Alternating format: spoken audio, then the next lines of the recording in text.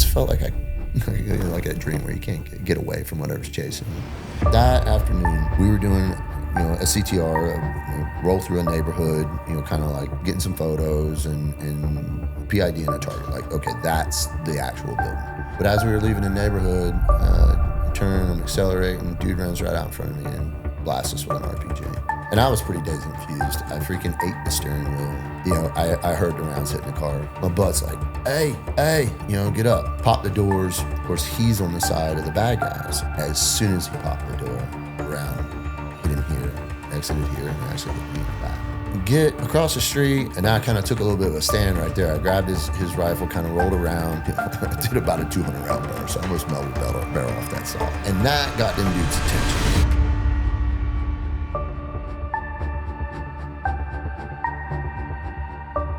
What is going on, everyone? Welcome back to the show. Quick reminder that if you guys do enjoy this episode, be sure to hit that subscribe button and like button below. Or if you're on Apple Podcasts and Spotify, make sure to follow the show and leave us a 5-star review. Thank you. If you're in cartel country, you just know that you keep your eyes down. Don't go buy fucking drugs or whatever, Don't get involved in anything you're not supposed to get involved in. It's funny, and I've said it. I feel like I've said this on all the podcasts. Any illegal shit you want to do in the fucking third world or fourth world, it's the hotel concierge. Yeah. He'll get you anything you want, bro. A battleship. He can probably get it. Yeah. I mean, it'd be a boat, but whatever. You can get a gun. You can get whatever. Whatever you want. Yeah, it's don't have to go out there and get in trouble. Well, I'm sure when you guys would infiltrate countries, that's probably what you guys would take advantage of too. It's we don't have to. We can find a source who can be the source. That's right. Yeah. Smarter, not harder, man. Freaking, it's hey, man, we can put an explosive charge on that door, or I could just see if it's unlocked. I would have to go straight to going through the wall, and they still won't know we're there. Right? Let's be quiet. You know what I mean?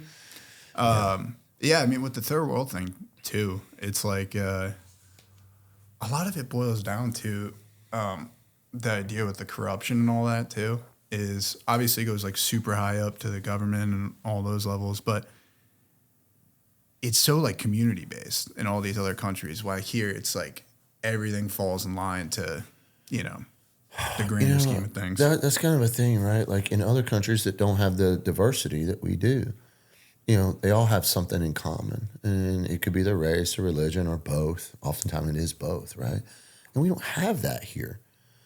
And I think the diversity thing is obviously an amazing experiment. It's, like I said, been done before. But as far as I can tell, at least from what I've read, again, obviously limited to whatever, but I can't find anything in any of these different, like Rome, right, where,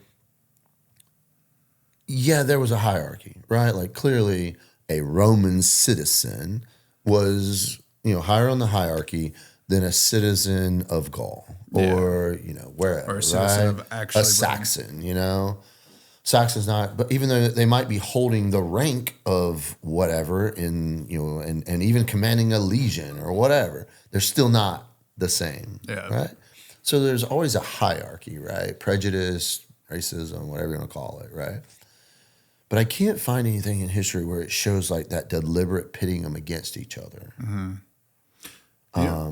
And maybe it's in the nuance that I'm not picking it up, but I look for it in numerous books and things especially in Rome, since it is the best documented last great nation. Mm-hmm. But then I was studying the Great Northern Wars between Norway, Denmark, Lithuania, and then in Russia. And same deal there, man. They even though they were taking over each other's lands and assimilating their people, they didn't pit them against each other.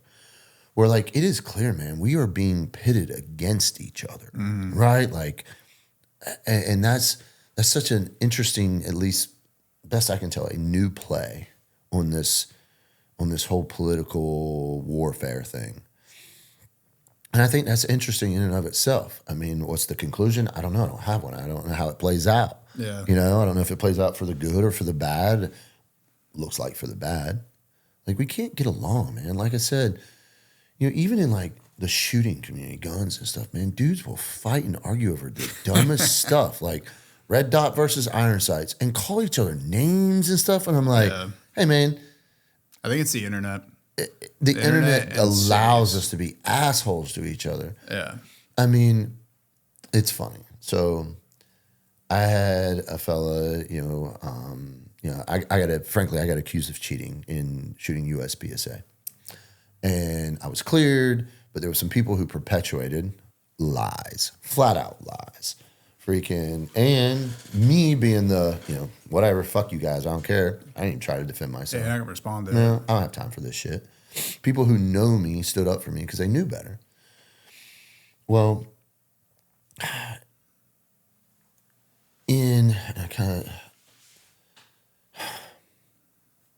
it was this one of these guys who talked a bunch of shit about me, right? Well, I wind up face to face with him. I don't say anything. I'm just nice to him, just cordial. And so we're connecting on a military level. So I'm still in the National Guard, right? So he's much younger than me. And so after the second or third time I was in the same space as him, we were talking about shooting and this and that. I leaned over and I was like, hey, man, you still feel like, and I basically quoted something he had said about me on the internet. And dude, froze up. His eyes got big, and I just smiled and laughed. I was like, that internet, man, it's a lot easier to be a fucking prick on the internet than it is right here in front of me, isn't it? Yep. And I changed my demeanor from happy and nice to just looking at him. And he wouldn't look me in the eye, man. I was like, don't sweat it, man. Freaking, I ain't mad at you, But I let him know, like, hey, man, that's such horseshit. Yeah, if you want to have a conversation, have a conversation. Because if I say on the internet that you're whatever, and you ask me about it, like, yeah, whatever, man. Fucking, you want to fist fight about it? Yeah. I don't care. Freaking, because I grew up in an age where, it was okay to sort shit out with a little fist fight, First conversation, too, a lot of times has to be in person. Like, that's what the internet now allows you to, like, never met someone. There's oh my God, like I said, with the podcast, like people love to make the craziest comments. Kind of what we were talking offline too. It's like there'll be times, we'll dive in today, like some of the crazy war stories and stuff that you had. And it's like, there'll be times we'll go over this and then guys will say like, why'd they make this decision? Or, like this sounds crazy and stuff. I was like, you guys have to understand when you're in combat, stuff's moving that fast, all this stuff's happening. Like that's part of you're doing. You're not even making decisions half the times. You're doing. And people on the internet, you can make that. I'll tell you frankly, when I was with Shawn and I was talking about, the day my buddy Fido got killed, and I wound up by myself, and people were like, "That's fucking bullshit. That's impossible. No way did it happen." I was like, actually, there's quite a few stories just like that. Yeah, not just me. That. I actually went and did that interview with Shawn right after the election that I lost, right? And so I was already disenfranchised with the world, the internet, the Republican Party. And I did that interview with Shawn. And so Shawn and I met for breakfast, me, him, and Melissa, my wife, and we chatted. And, I'd also recently done Ibogaine.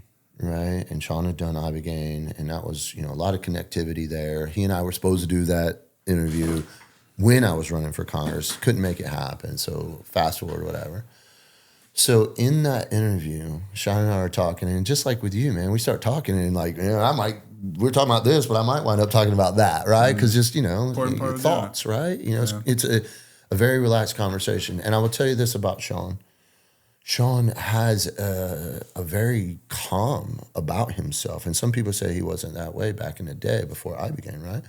And keep in mind, man, I'm still within only a few weeks of Ibogaine. I'm very chill. It was that close. Yeah, really? And you can see me on Shawn Ryan. I'm smiling. I'm happy. I watch that interview sometimes. I'm like, wow, I really was glowing, right? Like, and that's what Ibogaine did for me. But, I talked about my career, and I try really hard to I don't want to tell a bunch of cool guy war stories. Right? Who cares, man? I mean, you know, I have over 10 years of my life deployed to combat, right? I've seen a lot of gunfights. Not a few, many. I don't even care to count. And so, like, some of the stuff I talked about with Shawn were not even the craziest shit I've ever seen, right? And there's some of the stuff I just can't talk about, right? Because it's connected to other things, classified and all that. So I know what I can talk about when I can't. I mean, I got my PP slapped for a lot of stuff I talked about on Shawn Ryan because I talked about stuff I had never talked about before, right? Like to Melissa. And on that morning at breakfast, I was like, I don't know if I should talk about Ibogaine. I'm worried. I could lose my security clearance. I'm still in the National Guard. At the time, I was in 20th Group. I don't know how that's going to be received, like clearly it's an illegal substance. People don't understand it. Yeah. They're going to think it's just doing mushrooms for fun. And Shawn goes, well, I tell you what, bro, when we get to recording, if you feel called to talk about it, we will. If you don't, hey man, don't sweat it. And so on the ride there, Melissa looked at me and she goes, you're about to have an opportunity to help thousands of people. I was just about to say that. Do what you want with it. And I'll tell you, man, Melissa Hoff, now Cowden, finally. And she's brilliant. Like, she's smarter than I am, right? Not by a little bit. She's very intelligent. Her IQ is who knows what, right? Of course, maybe that's a stereotype since she's half Japanese. Like, she does trigonometry in her head and shit. So I sat down with Shawn and started talking, and with the intent of helping people, right? And my intent of talking about a couple of those war stories that were my extreme days, things that should have scarred me for life, that could have ruined my life, that I should maybe have PTSD from or whatever. And I'm sure I do, right? Like, I mean, we all, you can't not almost get in a car wreck, not have some sort of PTSD, right? My entire intent of talking about that stuff with Shawn was to tell guys that are out there fucking suffering what I've done to be okay. Quit drinking, I work out, I always have a goal, right? And I talked about Ibogaine. And the reason why I talked about that shitty ass fucking afternoon was to tell guys, like, man, I was running for my fucking life. I was behind the curve. And that's how I describe it. Like in a dream where you're running from something and you can't get away from it. That's how I felt. I was never ahead of the curve. It was one stupid fucking mistake after the next. Left my phone in the car. Fucking took a round in my radio, right? Fucking left my VS-15 panel on the roof when they started shooting at me. And then I ran off the roof and missed the first floor and smashed into the ground, right? 2 stories, man. That shit hurt a lot. And had it happened 5 seconds later than it did, the dude who ran by me would have killed my ass because I didn't have my shit together. I was like I'd gotten hit by a car. Yeah. So I talked about all that stuff in with the intent of so when guys could hear it, because I obviously knew the reach that Shawn had, I really wanted guys to just know, like, hey man, you can be okay. Yeah, you're scarred. You're scuffed up a little bit from this war. We all know we were pawns for the rich to get richer. We're all dealing with that. But you know what, motherfucker? That shit was yesterday, and I want you to look down the road because you still have a life. The war was yesterday, man. You're not, like, I had a discussion with a sergeant major one time when I'd come back in the Guard. I had an 8-year break in the service. I came into the Guard, and this sergeant major, man, crazy motherfucker, was chewing my ass because I joined this unit. Long and short, they were deploying, and I didn't know it. And he put me on a team that was deploying, and I was like, whoa, that's like next month. I'm not prepared for that. Had I known that, Sergeant Major, I'd have joined the other unit up the road. Yeah. He's like, you're a fucking Green Beret. You're a Green Beret. You're a Green Beret. And like me being the little smart ass that I am, and because I had 2 options at this point, break that dude's jaw, because that's where we were at, or I went, Sergeant Major, please stop. Sergeant Major, please stop. And my team sergeant, who I just met minutes prior, is standing there, and he's retiring, so he don't give a shit. He don't like Sergeant Major either. Sergeant Major, a Green Beret is a hat. I'm a person, and I have feelings. And that dude almost exploded. and I was being a smart ass, but I was trying to make light. He didn't think it was funny. Team Sergeant was like, all right, stop. Let's separate this. Hey, Sergeant Major, I'm going to talk to him. We're going to figure this stuff out, right? But that's what I want guys to know, right? Like, dude, you're not a Marine. That's something you did. You're not a Navy SEAL, right? That's a job title, right? Like, do you know, does a trash man identify as a trash man, Does a construction worker identify, like, is his identity wrapped around his job? No. Why do we do it? And then when it's taken from us or we have to give it up, taken, you're injured, busted up, wounded, now you're holding on to something that was into the past, right? So that was the big thing that I went into talking to Shawn, especially about that day. And if you listen to it, the way it segued, but then in the comments, like I talk about, they just last week posted a clip where I was talking about with me and my Echo, because we couldn't fly back to Jalalabad from Bayern because the weather was bad and the helos couldn't fly. So we flew to Incirlik. We were going to fly to K2, all fixed wing, and we could fly in bad weather. I mean, just Jalalabad, dude. It's like it's Jalalabad. There's fucking mountains everywhere. Yeah. It's like living in, I don't know, fucking wherever in the mountains Tibet. Of Colorado or Wyoming. Winds, weather, right? People don't think, they think it's all desert. And it's like, you guys. No, man. It's like fucking I want to put up a picture. 18,000 foot mountains, right? Like in the world. Right. It's the Hindu Kush. Motherfucking Everest is right up the road a bit, And so, like people are like, oh, what a bunch, what kind of a fucking piece of shit would leave his team in Afghanistan and go party?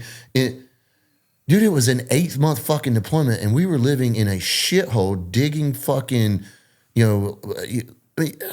so anyway, you have these keyboard warriors who say this and that.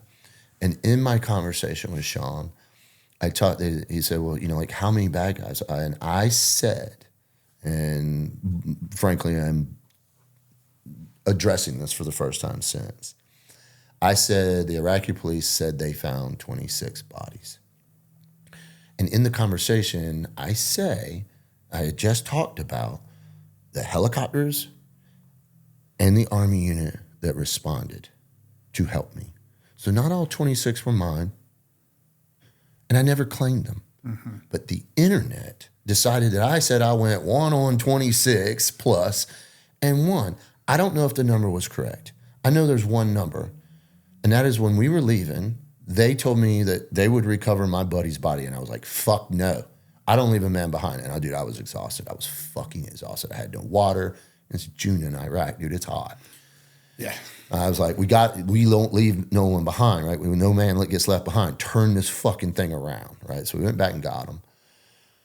And yeah, man, it was so frustrating. It still is to listen and to look at comments and people calling me a fucking liar and this and that. And I'm like, you didn't even listen to what I said, right? I can recall, studying for this podcast, I can recall it's exactly what I said. I did not say, I know exactly how many people I killed that day. Plus or minus 1 or 2. Because when the initial engagement, it was a lot of fully automatic fucking shooting. There was some moving quick. I dumped 200 rounds out of a saw in just a couple of seconds, right? And it's funny because, like I said, man, I thought I was doing the right thing. So couple that with, the election and hating the Republicans and all that stuff, man, that's when I kind of like pulled off the internet. I was like, I'm so fucking done. I'm trying to help people. And these ingrateful cocksuckers are telling me I'm a liar and I made it all up. Dude, there's an official after action review, right? And that's why, like teammates and stuff who also comment on, they're like, no, legit. Well, a lot of my teammates still work. They still have agency identifier numbers and clearances and shit. You think they're going on the internet to tell? No. So anyway, it was so frustrating because my intent was pure. Oh. And then, now I'm just like, you know what? That's just the fucking internet.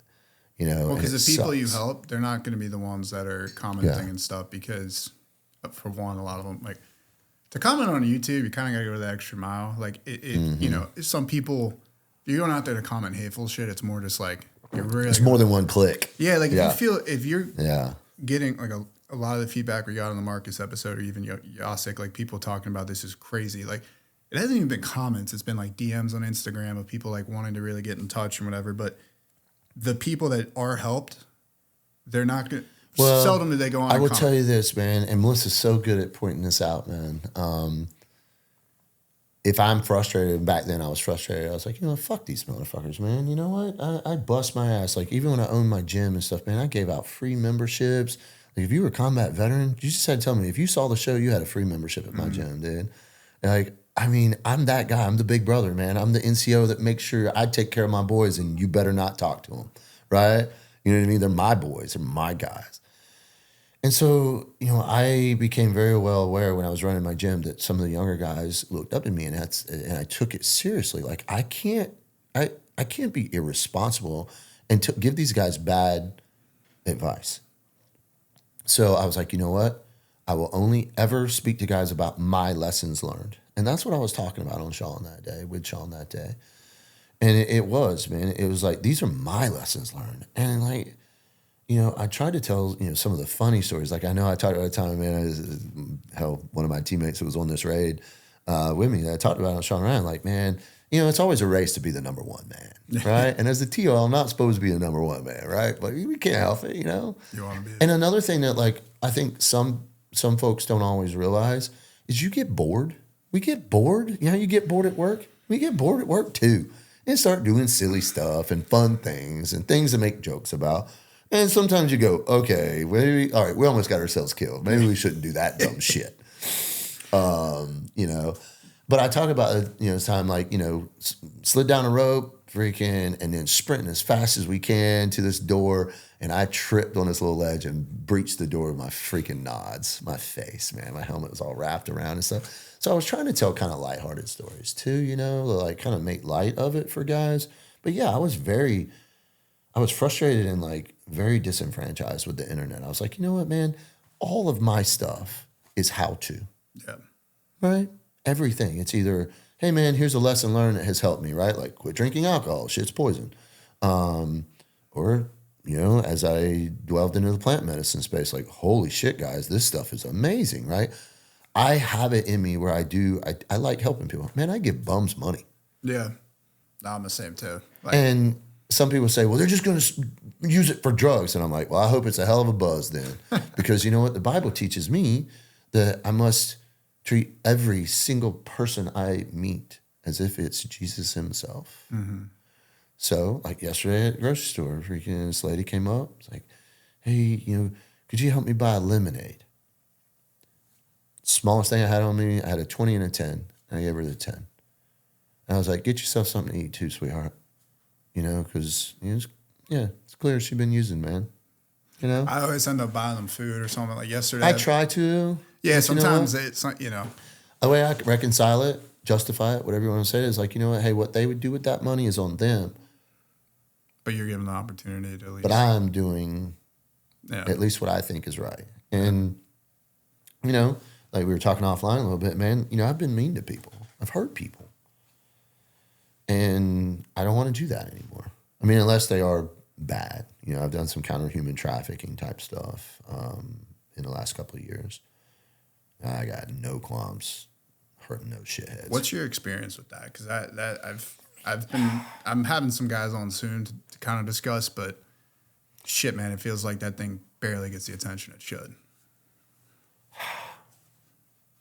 That program I can't talk about just yet, sadly. Right. But I will tell you this, man, and where we were doing what we were doing, it's not just human trafficking, it's organ trafficking.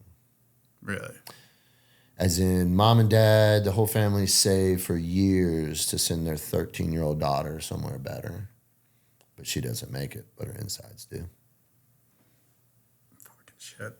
And that's not here, but it's happening here too. Yeah. Well, it's horrible.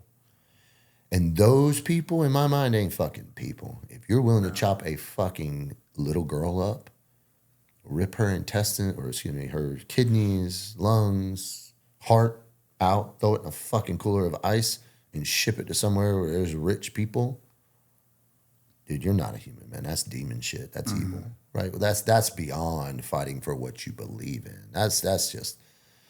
So in that case, man, yeah, I don't have a lot of problems being mean to those shitheads. But like, you know, like we were even, you know, we mentioned it earlier, like, you know, even our adversaries in the Middle East, I always try to give them respect. They were willing to fight us. The baddest mofos on the planet with the baddest fucking equipment. We can see at night. I can be anywhere in town, on a rooftop, or in an alleyway in minutes. Got an Apache. You know, right. I got top cover. You know what I mean? Like, I can literally pick up the phone and ask for a freaking, you know, bomber full of 2,000-pound bombs plus or whatever, you know? And these dudes were still willing to fight us. That would be like me and you hopping in the ring with Chuck Liddell. Like, we're about to get our asses beaten. We know it. You know what I mean? And they did it on the daily. So I had to give them a little bit of respect. But yeah, man, the whole organ trafficking thing, like in this day and age, like, and that's another one of those big cover-ups because there's a market for it here too, but it's huge in Europe. I've heard this a lot, that in Houston, there's like a huge problem of people just disappearing. And the harvest, they're harvesting factories on the other side of our border. That's exactly, yeah. Like that's what I've heard a lot. It's those border towns. It's just, and, you know, it's fucked up because just like the drug trade, right? Who's the bad people in the drug trade? Drug dealers. Because the users are victims, and the end users are, you know, they're sick. You know, addiction's a sickness. Right, yeah. Okay, cool. I mean, it can be both. They can be bad people with bad decisions at the exact same time, kind of be a victim and an addict, and addiction is definitely a very powerful thing. I mean, I've never been addicted to a substance, but like heroin or crack, when a young lady will sell her body to a group of men for a substance, a high, dude, that's some powerful shit. Yeah. Like, I can't wrap my head around that, right? Yeah. When a beautiful little college girl is willing to go into the ghetto and get gang raped for a $20 hit of heroin, that's some badass shit. You know, like some people don't even they don't even mean to do it. It's like we were talking about with John Norris was saying this, like stuff's just laced and it just brings them down a spiral. And then they're asleep. Yeah, and those are, again, those you can people make are that fucking argument. evil. Yeah, you can make the argument that's like if you're you become a victim with the sex trafficking, organ trafficking and stuff. There's no supply and demand. Yes, right. If you're demanding when it comes to that, I'm like, hey man, the suppliers, the traders, they're low level. And let's talk about the marketplace. Why is there even a marketplace for human organs? Right? Those, and it's not cheap, man. You know, there's a reason why they talk about a kidney will get you freaking 50 grand. Yeah. That is not true. It's way more expensive than that. At least it is in the European market. It's horrible shit, bro. But yeah, like I said, man, with the internet, I was pissed for a while. I was like, fuck you people, man. Freaking, and I'm only recently kind of coming out of it. I was at a lull. I didn't want to talk about, hey, this is how you shoot a pistol. How many videos on Instagram can I do about shooting a pistol or a carbine or whatever? Over the last, 5, I guess maybe even 7 or 8 years now, I've gotten back into long range shooting. As a TO, I didn't get to do sniper recce shit. So when I came back into the Guard, I wound up, teaching it again. And I was like, holy shit, this discipline has progressed since I last, was getting dope. Now I got all these calculators and all this fancy equipment. So anyway, I've kind of found that resurgence in like wanting to put out content and stuff. And a lot of it, right? Like I said, I used to talk about,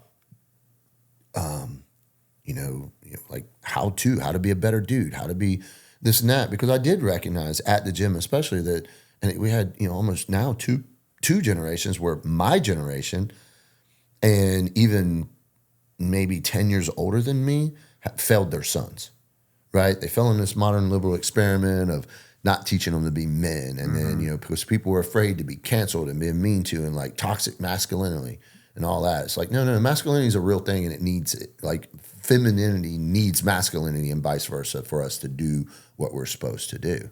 Nature, right? And again, I always go back to one of the biggest problems in America today is as we became civilized, we've lost. Yeah, we were talking about that offline. Right. Like, we've lost the lessons nature teaches us, like just like the wolves in Colorado. The feeling of it, Right. feeling of it. The average American 17-year-old does not understand nature. And I mean, like, how nature works, how the breeding process works, how predators maintain the prey and the prey's numbers, all that basic stuff. Like I said, I use the example of the morons wanting to reintroduce the wolves in Colorado. Yeah. Right? Even though they had a perfect example of Idaho, Wyoming, where it was a horrible thing. Politicians being politicians, instead of trusting, the wildlife agencies, they put it on an open ballot. Yep. And get and pulled the Harvard purse study or strings something. of all the people who don't know shit about wolves and what they're capable of. I admire wolves. If you study the way they hunt, they do hammer and anvil operations, freaking ambush. They are sophisticated. They also have their own boundaries and community, and like you can see it on mapping. Social skills, man, big time. And so when you understand that, you would understand that reintroducing them into Colorado is not going to be a good thing. Like the ones they put out in Wyoming, they're like all the way in New York now. And we're in a couple of years. Michigan, right? These things will travel thousands of miles. It's like coyotes too. Coyotes are in New York City, like in Manhattan. Coyotes are one adaptive little creature, man. Freaking, and they ain't afraid of humans. Nope. Freaking, they. The cool thing about coyotes is that because they are so adaptive, is once they find an easy food source, you'll stick with it. Yep. So like a good example of that was year before last, we were up on the ranch in Montana, up at Thorson Ranch. And we see a coyote. Well, in North Carolina, you see a coyote, you shoot it on sight. Well, we smoked this coyote, and we're all proud of ourselves. and Raymond, the ranch owner, was like, all right, guys. And he's like the nicest fucking human being on the planet. Love the dude. He's like, it's my brother, man. Freaking, he's a cattleman, rancher up in Montana. Just amazing dude. He's like, so check it out, guys. We don't kill coyotes up here. And we're like, what? What do you mean? North Carolina, man, we kill coyotes, right? Yeah. Like, period. And he's like, yeah, so they don't eat cattle here. They eat gophers. Because the gophers are easy, and we have tens of thousands of them. And they screw up the land, too. And they create holes that the cattle. So the coyotes are the friends of the ranchers in this area. I didn't know. Imagine that, yeah. Well, coyotes are amazing little creatures, man. And, you've had my partner in the Reason Outdoors on, Ryan Caparis, and he is a nighttime hunting fool, man. Like that's what he does. Hogs, coyotes. You ask him a question about a thermal, and he will turbo nerd out on you. I'd be like, dude, I just want to see in the dark. I don't know what you're talking about. He's like, no, the screen rates. And I'm like, dude, which one's the best one? Right? That's what I'm gonna get. I'm gonna put it on a gun. I'm gonna turn it on. I'm gonna go shoot with it. I don't need to know all the rest. But, we were talking about long ago that, North Carolina's deer population is actually, it needs to be regulated. The problem is we have all these coyotes, they're not killing the deer. They're killing all kinds of other stuff, fowl, like our quail population, there's no quail left in North Carolina because of the coyotes. So it kind of sucks, man. It'd be nice if the coyotes would help us with our deer, because a smaller deer population means more food for the deer, bigger antlers, bigger deer, healthier animals. And the coyotes would be such a great resource, but the coyotes, they found easier shit to kill and eat. Yeah, and they're not made for that environment. Like the Montana environment, they fit in perfect. Exactly. But they've just been. Yeah, I think it would be really cool, man. Losing hunting in America disconnected our entire population from nature. Yeah, that's what there's a massive disconnect with people, and that goes back to the internet. I always say this with comments. I was like, I never take anything serious when people like to comment. I have stuff like even like the lighting or whatever I'll have, and they'll be like, I hate this light, whatever. Like this is, and I'm like, what are you talking about right now? You're like such a personalized but I think in reading into too much comments, because you were talking about earlier, it's like. When I meet people in person, they're like, love the podcast, love this. And it's I had a recall of something my consultant, when I ran for Congress, said, even though he's a lump of shit. Bottom feeders in politics? Consultants. Oh, for sure. Bottom feeders, 100%. Man. They are the dirt bags of the dirt bags in politics. They're the ones that, they're like the pawns. And you'll never see them, man. They're the ones in the background doing all the dirty, nasty shit. Anyway, he said, don't ever live in the comments on any post. And I had forgotten that. And then at some point, I recalled him saying that conversation, whatever. And that kind of helped me snap out of that little funk where I was like, you know what, fuck the internet, fuck all y'all. You know what I mean? Freaking, I was giving away all this information that I've acquired, knowledge and experience I've acquired over a damn near 30-year career. And I'm just giving it out for free, you know? And I'm like, if you don't appreciate that shit, screw it. Here's a picture of my dog. You know? For the people that appreciate it. Right. So I've come back full circle. Them. Because a lot of that stuff waned off, you know, it's the internet, people, you know, whatever. Hopefully when some of those same cocksuckers will watch this and it'll reinvigorate them. You know, and let's face it, man, the internet's so full of drama. I mean, there's podcasts out there that all they do is slam people, you know? And I'm like, what are you, the fucking View? Yeah. You know what I mean? Like, you're just some fat, you know, out of shape former soft dudes running your freaking mouths about other soft dudes, right? Anyway, you know, everybody's a tough guy, right? And I'll tell people sometimes on the internet just for fun. It's funny because people think that I like I'll say snarky shit in the comments, you know, and I'm like, no, I'm just being. I think I'm funny, right? I'm a sarcastic type of dude, and dudes will be a dick. I'll be like, whatever, man. Freaking, my address is the same as my range. Freaking swing by. If you can put me in the hospital, I give you 10 grand. Coop was saying the same shit. I saw Coop like hitting some comments and shit. I was like, because I told him to say we had the same conversation because I was talking about a guy on Jimmy Watson. He was like Blackwater guy and whatever, and he caught a lot of heat because he got caught up in the Blackwater massacre. He was like tons of stuff with that. Yeah. Anyway, like dude got crazy amounts of hate and everything, and like he had a moment where he's kind of looking, and then you know now it's like. He gets tons of positive comments. He gets negative ones too, but he's like the negative one. He's like you can just tell they just don't. People are negative, man. You know it sucks. That's one of the downsides with America today. It's like people are walking around miserable. Yeah. And if you're around miserable people, you're gonna be fucking miserable. You know, my old man, God bless him, man. He used to say, you know, if you walk around in shit, you're gonna smell. You know, which I think is like his version of you're the sum of what's that saying? You're the sum of the 5 people you're closest to. Yeah. But his version was, if you waller in shit, you're gonna smell. Like his version better.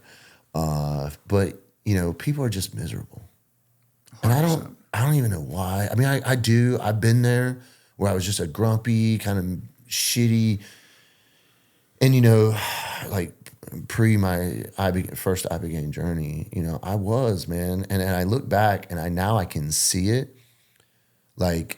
I was neither happy or angry. I was just had work to do. Yeah. A realistic. That's what Marty said too. Yeah. If you had asked me 2019, you know, like, how are you? I'd be like, oh, I'm content. I have everything I need. I was content. I would not have used the word happy. Mm-hmm. So I understand being kind of miserable, add in crappy sleep, crappy diet, alcohol, poison. I always ask people, I was like, oh, dude, do you drink antifreeze? And they're like, no. I'm like, well, you might as well. What's the difference? Yeah, literally. You know? Because real antifreeze will actually give you a buzz. Especially like I didn't know that, like hard alcohol. Like once you get in the hard alcohol, the whiskeys and stuff, like, don't get me wrong. Like, it's poison, dude. Yeah. Poison. You can feel it too when you're drinking it because it burns. It's called a hangover. Yeah. Also, if you turn a bottle of liquor up, you'll throw it up. Mm-hmm. Well, guess what? If you intake poisons, you will throw it up. That's our body's natural defense. So, like I said, man, I don't preach to people, but I will tell you, like, one of the best decisions I ever made was quitting drinking. And I didn't quit necessarily because I was addicted or an alcoholic. Yeah, I drank a lot, but we all did. I quit drinking because Melissa came into my life. And I was just, thank God, I was just smart enough. If I had met her 2 years earlier, I'd have fucked it up. She would have never even gotten close to me. But I was just smart enough to go, you know what? I will never be able to maintain this relationship. This woman will never stick around the drunk me. Because the drunk me, you know, I've never had a drug problem. I've never had an alcohol problem. But I like pretty things, you know? Yeah. I mean, how did she get my attention? Yeah. Because she's a specimen. And, yeah, man, I was just smart enough to go, man, I should quit drinking. Because I did. I went out one night and partied with some guys and this and that and stuff. And she didn't like it. Mm-hmm. And I was like, all right. And that was the last time I got drunk. And even that night, I wasn't even drunk. It was like a Tuesday night or something. But we did wind up going to a strip club. which is never my thing. Yeah. I never cared about going to strip clubs in Also, my at this life. point, they're basically like just another spot. It's like a Hooters. On a Tuesday night, it's the only bar open in Southern Pines, right? Yeah. Let's go to Pure Gold. And all my SoPo guys all know exactly what I'm talking about. Nothing else to do on a Tuesday night, but strip club's open. And so, yeah, man, I recognize that. So that's, the drinking thing.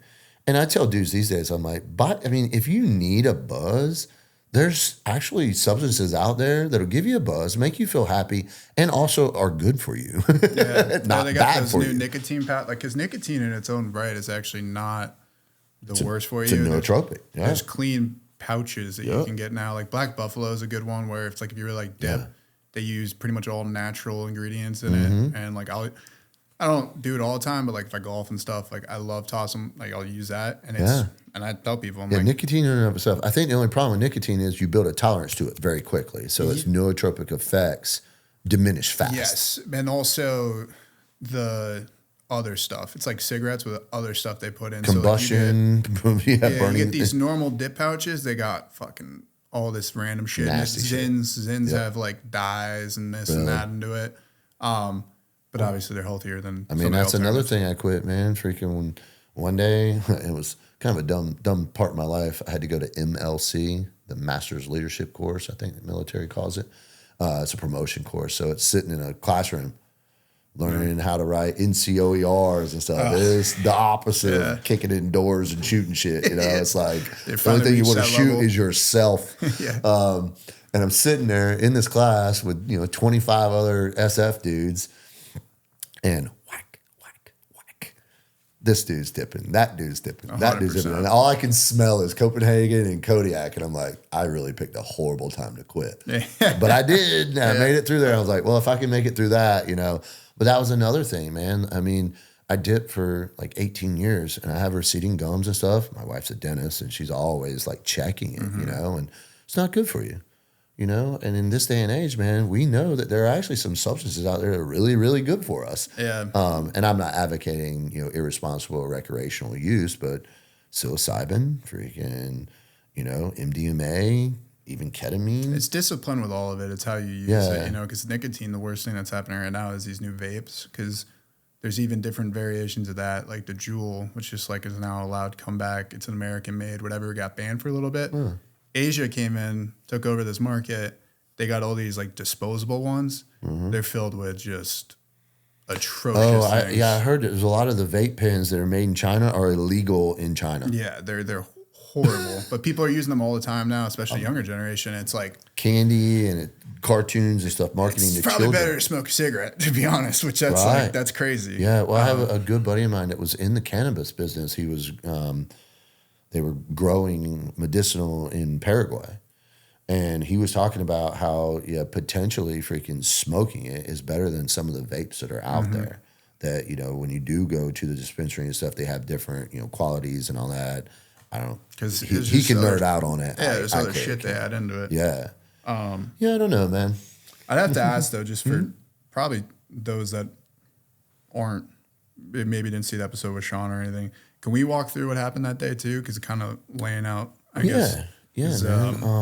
As you highlighted too, I think I said this with Jimmy and like a lot of the guys too. It's like, I think the key aspect of this is, again, obviously all the guys you help, but it's also perspective building. Yeah. Like so many, luckily the show, the audience is good. Like a lot of people, we've attracted the right group of people, but you'll see people out there that, like we were saying, you have these conversations that they just have no idea what's happening overseas or understand the complexities of war. Yeah, what it is.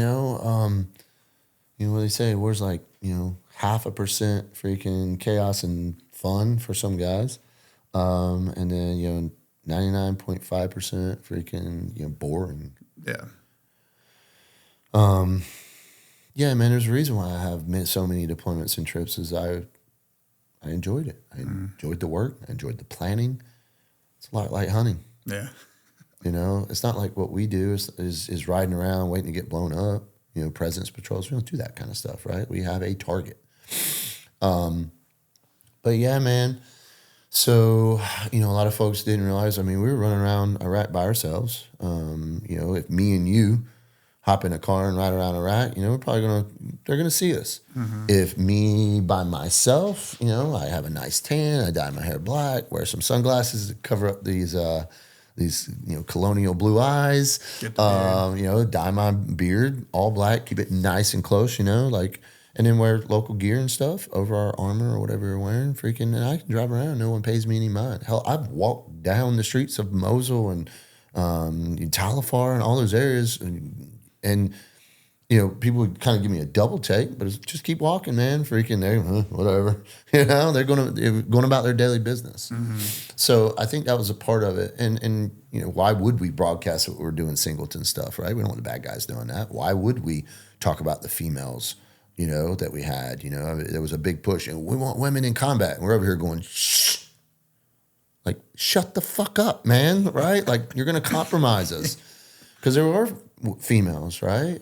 Female operators. The one that caught a lot of attention was, Shannon Kent. Luckily the military did a great job of downplaying what exactly she was, but she's an operator, man. And all the cool guy units and also where we work, we use females. Now, are they kicking in doors and stuff like that? Some of them are very much trained in that sniper school, Halo school, all that stuff. They can do all that. But they were awesome for surveillance, right? Like, we had a female, man, that was Persian, Iranian descent. She spoke 6 languages fluently. She's Persian, so beautiful, attractive female. She could equally put on a nightgown, and go to a gala in New York City or anywhere and fit in.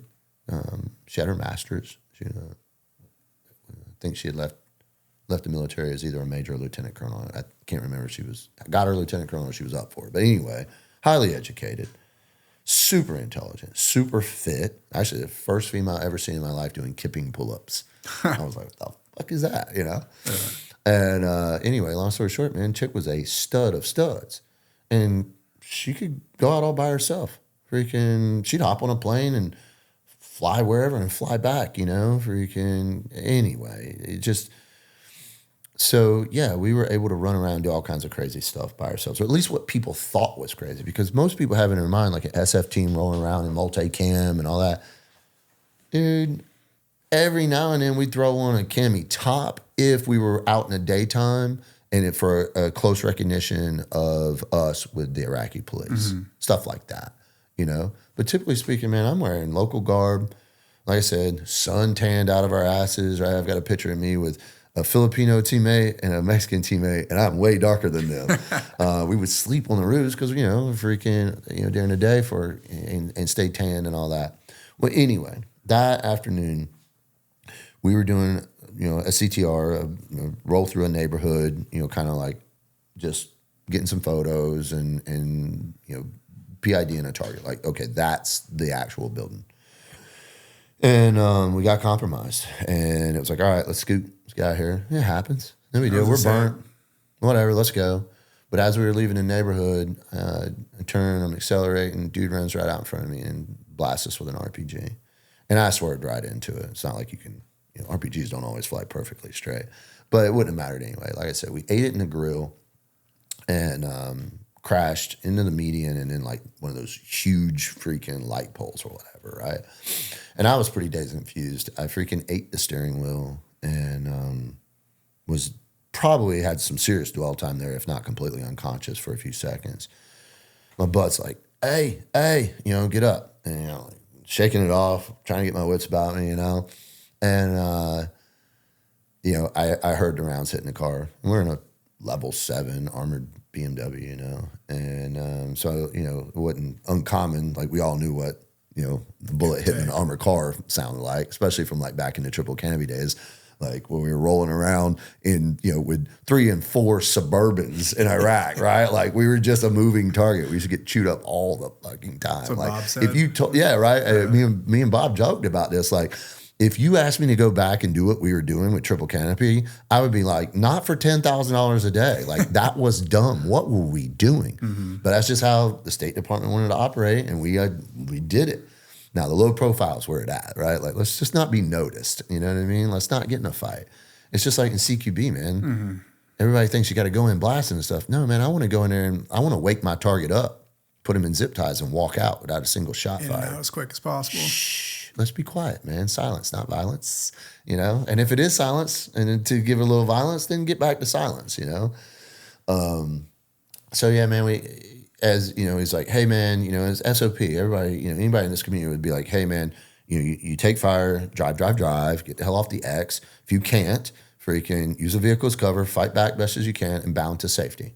And he did, man. It's like, hey, man, we're hard pointing. We're going right there to that door, right there. That shop, right there. And he described it. Okay, cool. Ready. Pop the doors. Of course, he's on the side of the bad guys. And it's I don't know, 30, 35 meters to the sidewalk because it's 3 lanes. It's major highway. Traffic everywhere, dude. It's the middle of the afternoon, right? It's not like it's just us and them. There's regular, everyday people, a lot of traffic. And, you know, they mind their own business. You know, there's gunfight, you know, they would stop, turn around. Sometimes they drive right through it or run right through it, you know. And they're like, they don't want to be in the middle of this gunfight, you know. Well, anyway, as, you know, kind of the SOP, just the way we were set, you know, I would come out and take the hood since I was driver, and he would come around and take the trunk. Well, after a couple of rounds over the hood, because that little group of guys, they weren't sure.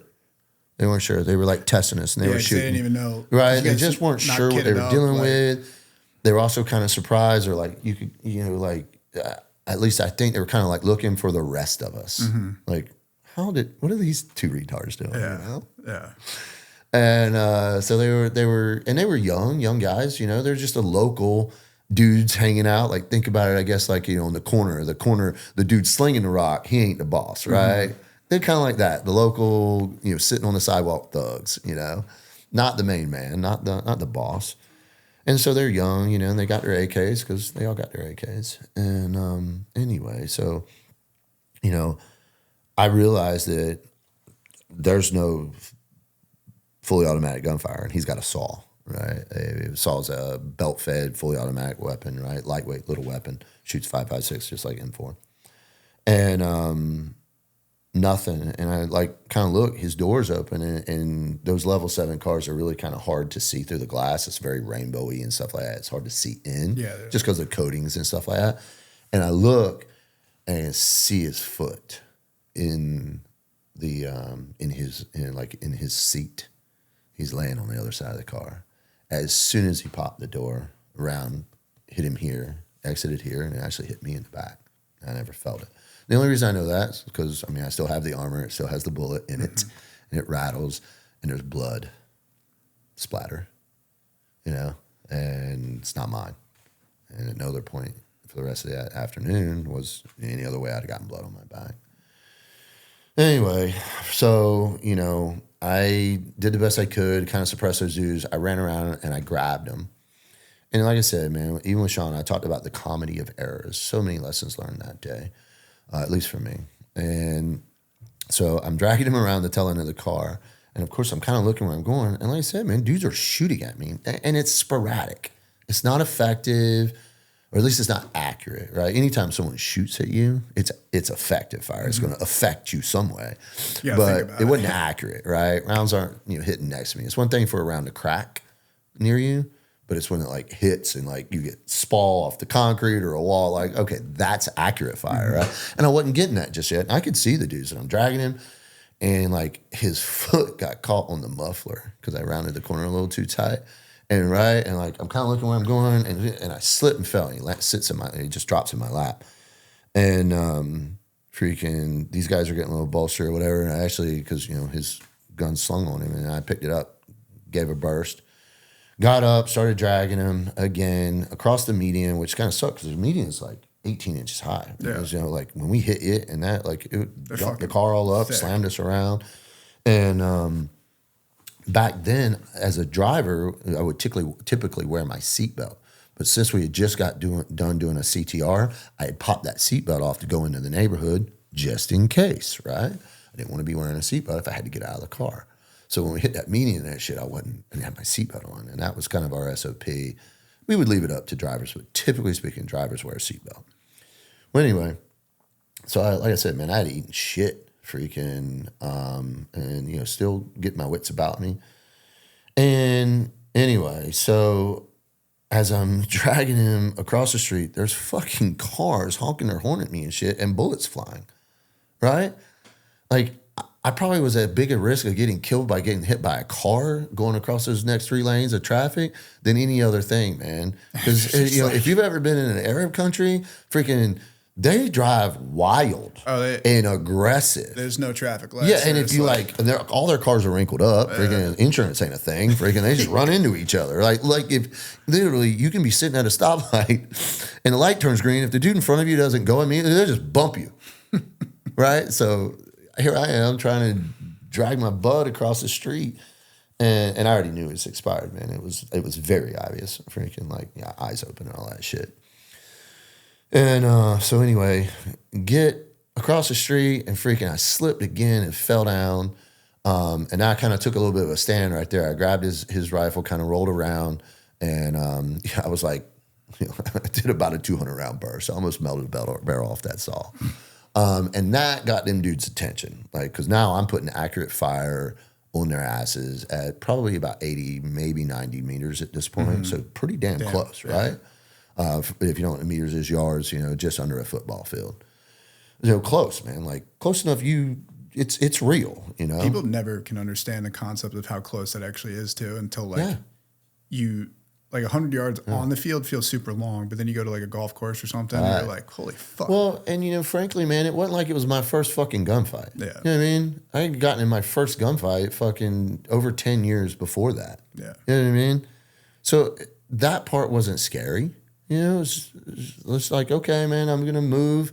And at this point, I'm starting to make a plan. Like, what do I do? You know, okay, cool, I'm going to get in here, secure this, hard point, call for help.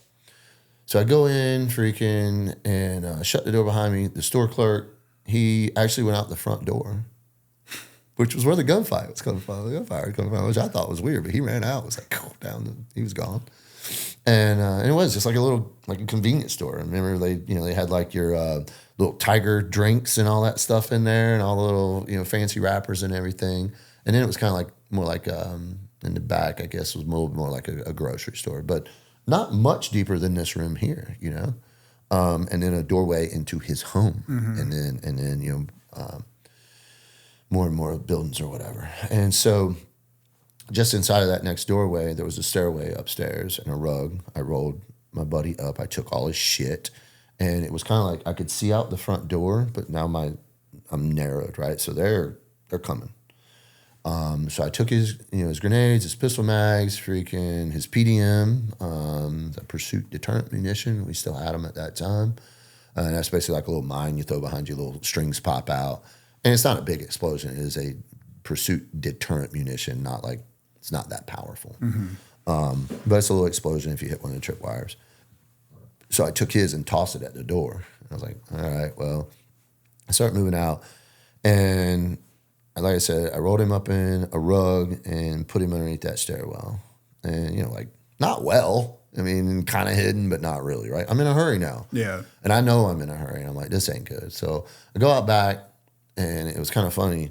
It was Shawn. It was like two stories, but it kind of was like this. But as I climbed up here and then climbed up here, that first story didn't encompass or didn't go all the way down the building. So while I was up there, and there's no knee wall around it.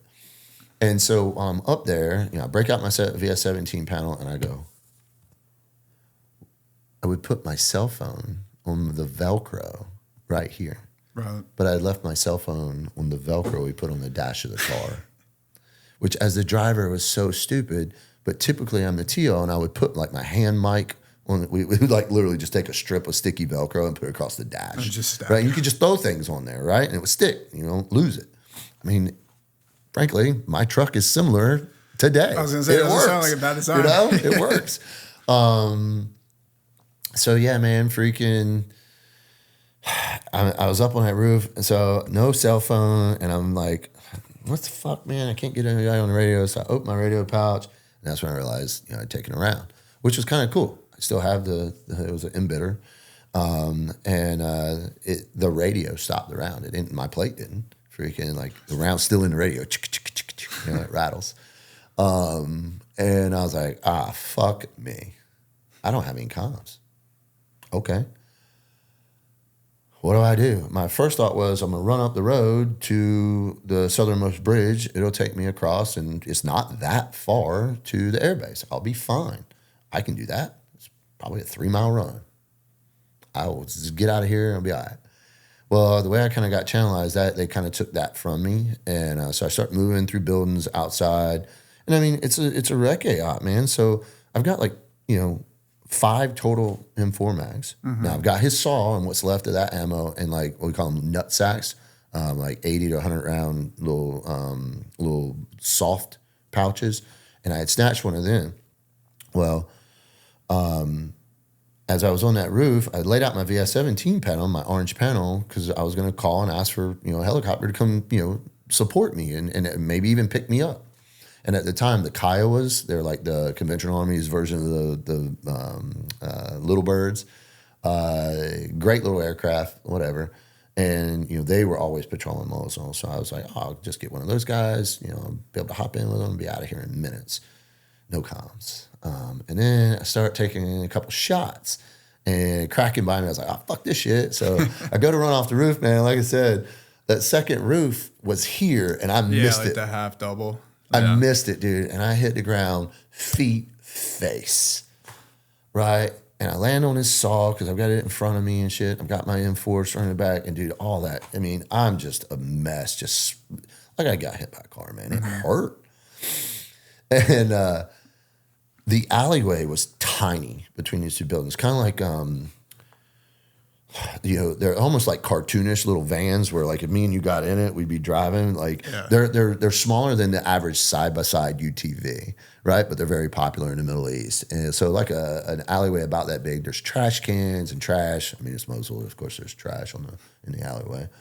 And anyhow, it's probably, I don't know, 10, maybe 15 meters to the end of the alleyway and only about 5 this way. And I'm like, and all of a sudden this dude ran by and I was like, oh shit, you have got to get up. Get up, man. Right? Cause I already was pretty concussed from the car crash. Yeah. So that heart we were talking about earlier where it's you got to dictate to your body, yeah, you got to go. Shake it off. And I got up and I moved to that corner. Well, the first dude ran by and never looked at me. The second dude runs by and double takes. He saw me. Mm-hmm. And I moved to the corner and he came running because the last time he saw me, I was on my knees. Well, now I'm standing at the corner moving in his direction. He came around the corner and ran right into my muzzle. Yeah. So dumped him. Oh, now everybody knows where I'm at again. And this sucks because my M4 was suppressed, but Saul wasn't. Yeah. So I went loud and I finally was like, you know what? You got to ditch this fucking thing. It's just too loud. And I was mostly out of ammo for it anyway.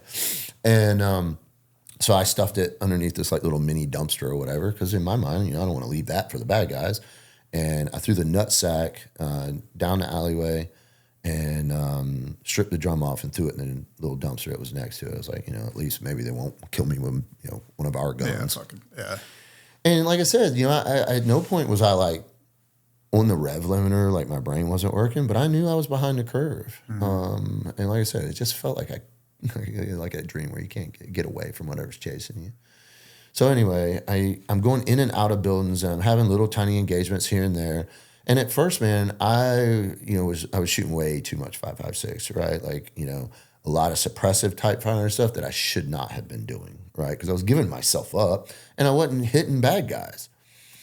So I finally started conserving, and to the point which I got kind of light, and I was trying to move through there were houses. I'm in a residential neighborhood at this point because I'm off the road now. And I don't have any water. That was another lesson learned. Now in my body armor, I have this little, That was so smart. Hey, throw that. Yeah, I do it's like a 3/4 liter little tiny Camelback, and it'll fit in my body armor, and I never drink off of it. It is for emergency only. Because I wound up drinking water out of a faucet in this fellow's house. And I don't know if this the stress and all that, but yeah, I had the shit the next day.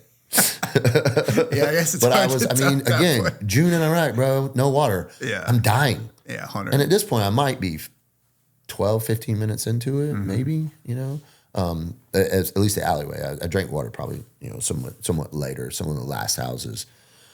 And yeah, man, it was to the point in which like inside freaking, I would go to pistol, to protect myself, and outside trying to save rifle ammo. And I threw my frags at one point. I was trying to go up the stairs, and like, there's stairs. It's not like international code. There's no railings or anything. So I'm going up the stairways, but I had to come in the room and then go back up the stairway. And so the guys were coming in. I heard them coming in behind me, and I dropped the frag right there in the room I was in, and that shit rocked me. I was like, oh. And I had thrown frags plenty of times before, but it just caught me something about, the way it deflected. And I was just like, ooh. Yeah. And at that point, it kind of charged me. It's like, I got to go. And like, it was like I was kind of running from this frag grenade that I had just thrown. It's kind of a weird reaction. But so yeah, man, I was getting pretty light. And at this point, the flag had gone up. I did not think to set off our Blue Force tracker, the emergency beacon. Mm-hmm. We didn't do it. Neither one of us did it, which was dumb. Another mistake. Like I said, man, a lot of lessons learned that day. It's not like it was my first fucking gig, but it was the first time I was that fucked up right off the beginning. Right? And I had a dead buddy, Yeah. It was a first. So anyway, I finally reached like the marsh, because now my plan had become get to the river. If I can get to the river, I can swim down the bridge one. I was just say, was the worry in that town at that point too that they're like trying to tunnel you, like when you're they were looking for me, and again, not knowing exactly how many dudes, and their neighborhood's across the street, so now they're out of their neighborhood too. Yeah. And as soon as the Kiowas came on board, it definitely was much lighter. And it was almost like, I feel like a couple of guys got left behind and now they don't know what to do. Because like I said, man, they were youngins, man. Running through random birds. Yeah, you know what I mean? They're just looking, they're hoping to kill an American, or whatever they thought I was. And I think that was part of the confusion, because we were all, hajied up, as we would call it. Let's get hajied up. And you're only two. And right. For them, that's probably it probably saved my life. Had I been in a Humvee wearing multicam or ACUs or whatever, they'd have killed the shit out of us right off the bat. You know what I mean? They'd have come hard with RPGs or something, most likely, or PKMs. Set up more of an ambush. Instead of like, what in the hell are we looking at? Yeah. So anyway, yeah, man, I got out in the marsh, and one of the Kiowas flew up, man, and freaking like, dude, he was right on top of me, and the guy gives me a thumbs up or whatever, and like, I mean, I could see the rivets, in the sheet metal in the helicopter, and he kind of lifted off, and the 50 cals, the mod deuces that like on a Humvee is like boom, boom, boom, boom, boom, boom. On those helos, they're turned up, they're like much faster, slicker, right? Yeah. And he rolled out of there, man, and started shooting. His partner came in and dropped at least 2 out of 3 of the 2.75-inch rockets that he was carrying. And then sure enough, man, that striker came around the corner. And I was probably 100 meters from the water. I could have ditched my gear and just ran. That striker rounded the corner, man. And I was like, because I heard it coming. It's a big diesel, tank. But I don't know what it is because I didn't see it. I'm like, oh, shit, what is this? Is it a jingle truck? What, is it reinforcements? That fucking striker rounded the corner. And I was like... The adrenaline dump had to be. And I did, man. I literally just was like, hey. And yeah, man, freaking, and that was kind of the end of it. I was so exhausted. I had just been on the rev limiter. Even the next day, I was so fucking sore. My muscles hurt. Like I had gone and done the worst sprint fartlek workout after not running for 6 months. My body hurt so bad. And I'm sure it was partly due because I got in a car crash and jumped off, fell off a roof. Yeah. And just like other things you don't think about, like during that kind of stuff, like you'll run into things like, backing up, run into a wall, or the doorway or whatever, you know what I mean? Like a lot of people don't, CQB that you see and stuff on, a lot of times, in the shoot houses when there's no furniture and that kind of stuff, like it's pretty and it's simple and it looks nice. But in real life, when there's stuff everywhere, you run into things, you trip, you fall, things happen. Dude's in the weirdest fucking spot possible or whatever, coming from a random angle, and you're just like... And when you're by yourself, man, it ain't CQB anymore. Yeah. There's no points of domination and clearing sectors. It's just do the best you can. And at the time, there wasn't a lot of, singleton CQB. we were still the whole in that idea. How many people does it take to clear a room? 2. Okay, cool. What if you only got 1? Mm-hmm. Well, so like I said, this instance was not the only instance that a singleton or a pair of dudes got in a tick. And it did kind of raise our awareness that, hey, man, we need to start training this and think about it. How can you do close fighting by yourself? Was that more SAD specific, or did that even extend into? So it was all happening kind of in parallel. Like, in some of their training, GRS was already doing it, and they didn't really know they were doing it, or at least not it. So a very common thing in GRS would be your principal's in a meeting room, the 2 GRS guys are outside, principal calls for help, 1 dude goes in, 1 dude stays with the car. So he's by himself. He's going to go in and recover. So there was some... But it's kind of there like was, there was some demand for that type of training, but it wasn't structured for like the singleton, Rec-A operator type person. Mission gone wrong, we got to maneuver out. It wasn't structured. So we started training it. Mm-hmm. Using sims, playing with it. We tried all kinds of stuff too, like some of it was kind of John Wicky, for lack of better terms, like, one-handed stuff, a lot of point-blank stuff, and basically our conclusion was it's still like regular CQB. You still have to clear your corners as you go through. You don't go to a point of domination. You go wherever you think is best. And so like in CQB, you hear guys say like, oh, this is a thinking man's game. Now, when you're by yourself, it's a lot of thinking, but it's knowing when to get on the speed. Because we even tried like, all right, we're going to put a bad guy in that room, and I'm just going to sprint through the room. You know what I mean? Like we tried all kinds of silly stuff. It's funny. Like if you go back and I know 2 plank owners of the unit or Delta, and I was sitting with those guys one time chatting, and they're both in their mid 70s now. They literally were. Well, one was in the first selection in 1977, I think it was 1977. The other one was in 78. So they were original unit members, right? And they were telling me about stuff they tried with CQB. Like one of them was talking about how like they would put a dude with a shotgun in front of the door, and he'd like take a knee, and they would breach the door, and if there was anything in there, he's got a shotgun, right? Just because they were learning. So not to say we went through like that extent of that turned into POD and all that type of CQB, but we did. We practiced it. And we put it in the shoe house. We put it with sim guns, so we could prove it, not just it be a theory. Like, hey, does this work when we're shooting at each other? And basically, the conclusion is when it comes to singleton CQB is it's shit. It's not a good thing. Yeah. However, right? Who rolls around all the time by themselves that might have to run in a building with a gun? Police officers. So that's been kind of a cool thing is over the years I've been able to share it with a lot of those guys. Oh, shit. And, because like, let's face it, man, it'd be great to have the SWAT team show up. But when you're in your cruiser and you're the first responder, right, you may find yourself doing CQB by yourself. Yeah. Right? You go up to a door, knock on the door, and you hear screams. It's a domestic, right? Well, you're going in. You're going to wait for backup? I mean, well, maybe for that one cop that didn't go in on that school shooting, right? Hey, man, not everybody's cut out for gun-toting work, Mm-hmm. That whole story sucked. But the cop thing's a very interesting point, though, too, because, like, the other they're by part themselves. Of it, people don't, like, I've noticed this a lot, especially at high-level sports. When you play someone worse than you, they're harder to play than someone that is also good because they just do weird random shit. Yeah. Exactly. And that's a good point. Yeah, same like, shit. It's kind of a mix on both. Solo CQB, you guys are operating a bit different, and that allows you to have a little bit of an advantage because they're thinking like, oh, they're going to bust in this way, and you come out that. But then also, you guys working through it, especially for a cop, it's like now they can actually go through some right steps that no matter what that person's doing, they're prepared versus if they go that traditional training and the guy's laying in the prone position for some reason, staring at the door. It's like, you're not going to be prepared for that. You're just doing normal. And it's, some of the tactics and techniques that we played with and worked with, like if I put them on the internet, people would be like, you're out of your mind. But you know what? There's one thing that we came to conclusion, and there's only one rule, and it's win. So I don't care if you do a cartwheel, lethal weapon roll, freaking, whatever.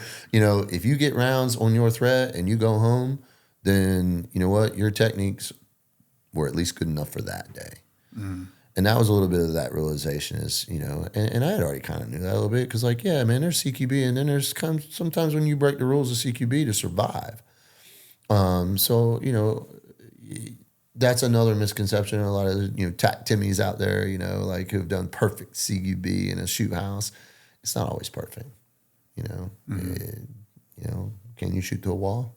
Well, the bad guy can shoot to a wall, so can you. Mm-hmm.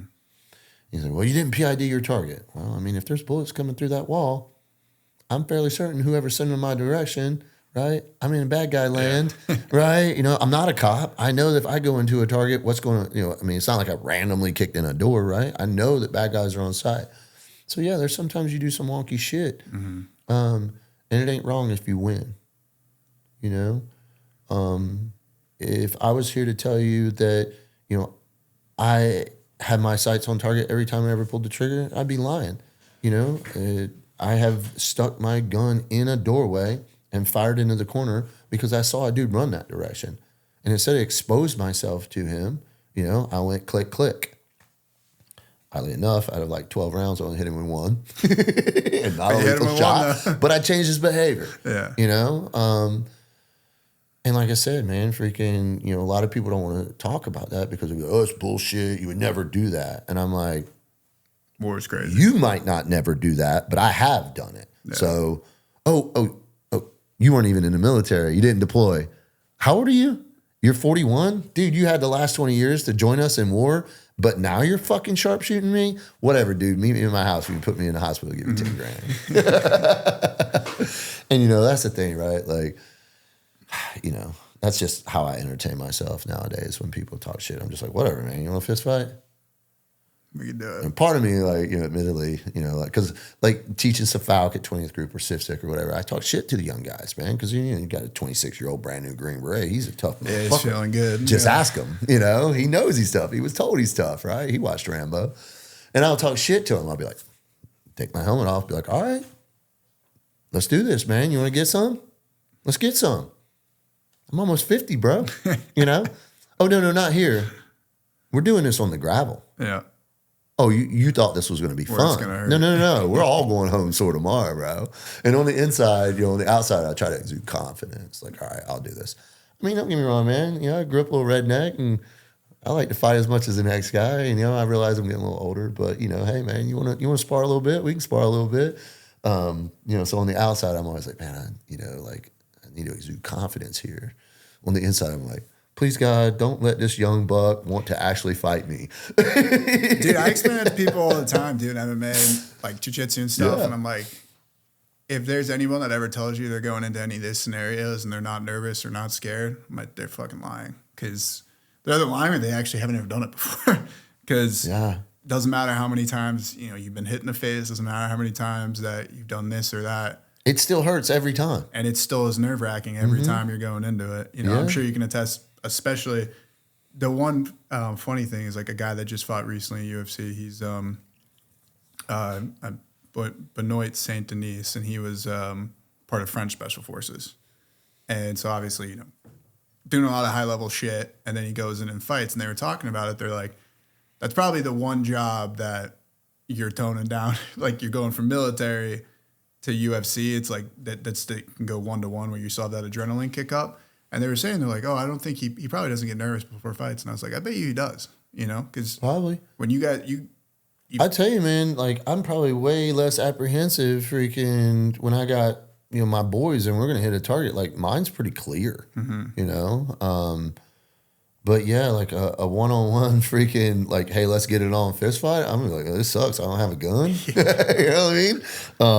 And that's why we always joke, dude, I can't go to prison. I might be a tough guy out here in special forces, but in prison, I'm a bitch. I don't look good behind bars, much less, behind bars with, a pimp. Yeah, we might be tough guys out here, but there's always somebody more bad, somebody tougher, Let me ask, so, whether it's your time with obviously SF groups or SAD or even Triple Canopy or whatever, Did you have a close encounter, I guess, with death that was kind of that type of moment where you had to mentally kind of overcome it? Obviously, you know, kind of the solo, everything you just walked us through could fall in that camp, but just an example of that where you really overcome it. Because I think it's an important thing for a lot of people to see that, again, that human body that you can lock in and get over a lot of. Man, I don't know.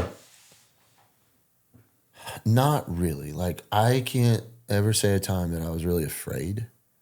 Like, even that day when I probably should have been, I just felt behind the curve. Like, I was just struggling to get ahead. I just got to get ahead, right? Like, I just didn't have time to be afraid, I guess would be I mean, I don't want to sound like some kind of fucking cliche where you're like, control your emotions. I mean, of course, that's part of it. But like I said, it wasn't my first fight. Mm-hmm. And I think maybe I never really thought about this. But I'm like, okay, well, what about my first gunfight? We got ambushed in Afghanistan, very first rotation. We were the first U.S. military unit to be ambushed since Vietnam, right? Like in a real conflict or some shit like that. I don't know. It was a big deal to my team leaders and all them because they're the ones writing citations and shit. I don't fucking know. I was basically a private on an SF team. I mean, I'm the baby E6. Well, anyway, we get chewed up pretty good. Luckily, not for them, our Afghanis running the vehicle ahead of mine, and then it was American vehicle behind us. The rest of my teammates, and then it was like an Afghani vehicle, and then the trail U.S. vehicle, and we rolled right into a fucking ambush. And even then, it was not really like being afraid. It was confusion. Like, it was kind of weird because it started off with a single shot, not a machine gun, right? And it was like, really? I looked at my warrant. I was like, the fuck was that? And then it erupted. They kicked it off. It was probably 3, maybe 4 seconds between that single AK shot and then a PKM lighting up. And we're like, oh, shit. And they're chewing up the dudes in front of us, right? And there's 7 or 8 Afghanis in the back of that Hilux, plus, like 5 in the cab. It's like, how many Afghanis can you put in a Hilux? You can always fit one more. There's always room for one more, right? Like, how many Rangers can you put in a Humvee? One more. And so they were getting pretty chewed up. A round that really got our attention hit the B pillar between the front and the rear. It went through my headrest. And it was kind of funny because my interpreter, I mean, he'd grown up with an AK, but my team sergeant, for whatever reason, wouldn't let him carry one, which never really made much sense to me. It's like another dude with a gun. That's cool. Let's give him some training. Because we would train him, right? And then not let him carry a gun. And it was kind of funny because as soon as we took fire, man, he was sitting in the back seat. He like reached up and grabbed it and pulled up and like got right in my face right here. It's like, I told you I needed a gun, right? So it's that kind of crazy shit, that kind of shit that's kind of comical, at least later, At the time, I was like, shut the fuck up. I didn't even say anything. Like, I ain't got time to talk to you, dude. We're in a fight, right? Like, you're an interpreter. Be quiet. We don't need you right now. It wasn't even any of that. And so, I can't say, but because the way that ended so quickly, the way it ended or whatever, we countered, it went well. I will say this, that was when I first started learning that, the military is not what I thought it was. All said and done, because of actions that day, and all I did was follow our SOP, I was giving an award that I never thought I deserved. When other dudes and other teams had done way cooler shit, I really, truly think somebody wanted to be able to say, well, we have the youngest Green Beret with this award, right? Like, so I got this award that I just kind of look at. Like, I didn't even go to the award ceremony. I got in trouble for that. It was my protest. I've always been a leadership challenge. So anyway, but that was that. But as far as like, I think because of the way it happened, and like it was the beginning of Afghanistan, we weren't wearing helmets or body armor or anything. We didn't have body armor with us at this point. Like, they shipped this to us later. Like, we in field with no body armor or none of that shit. Because we were carrying heavy ass rucksacks and stuff, So like that time, we were in thin skinned vehicles, right? Body armor was for CQB, not for being out in the field. So it wasn't like that. So I can't ever say there was any time, any ticks or whatever, especially on offensive operations, right? Like, you've got the upper hand. You know what I mean? I'm not thinking that I'm gonna get shot, so there's really nothing to be afraid of. So I guess that's a long-winded way of saying, like, no, I mean, maybe some apprehension, like going in and like, man, this is dumb. We shouldn't be doing this type apprehension, but never like fear. So, like the On Killing and On Combat books, and he talks about the different scales and how if you're, if you're on the rev limiter, there's like the different levels, and once you're in the black, you can't feel your fingers, you can't hear. I don't know if I've ever experienced that. At least not on those levels. And I have plenty of other buddies who will say the same. They're like, have never experienced that.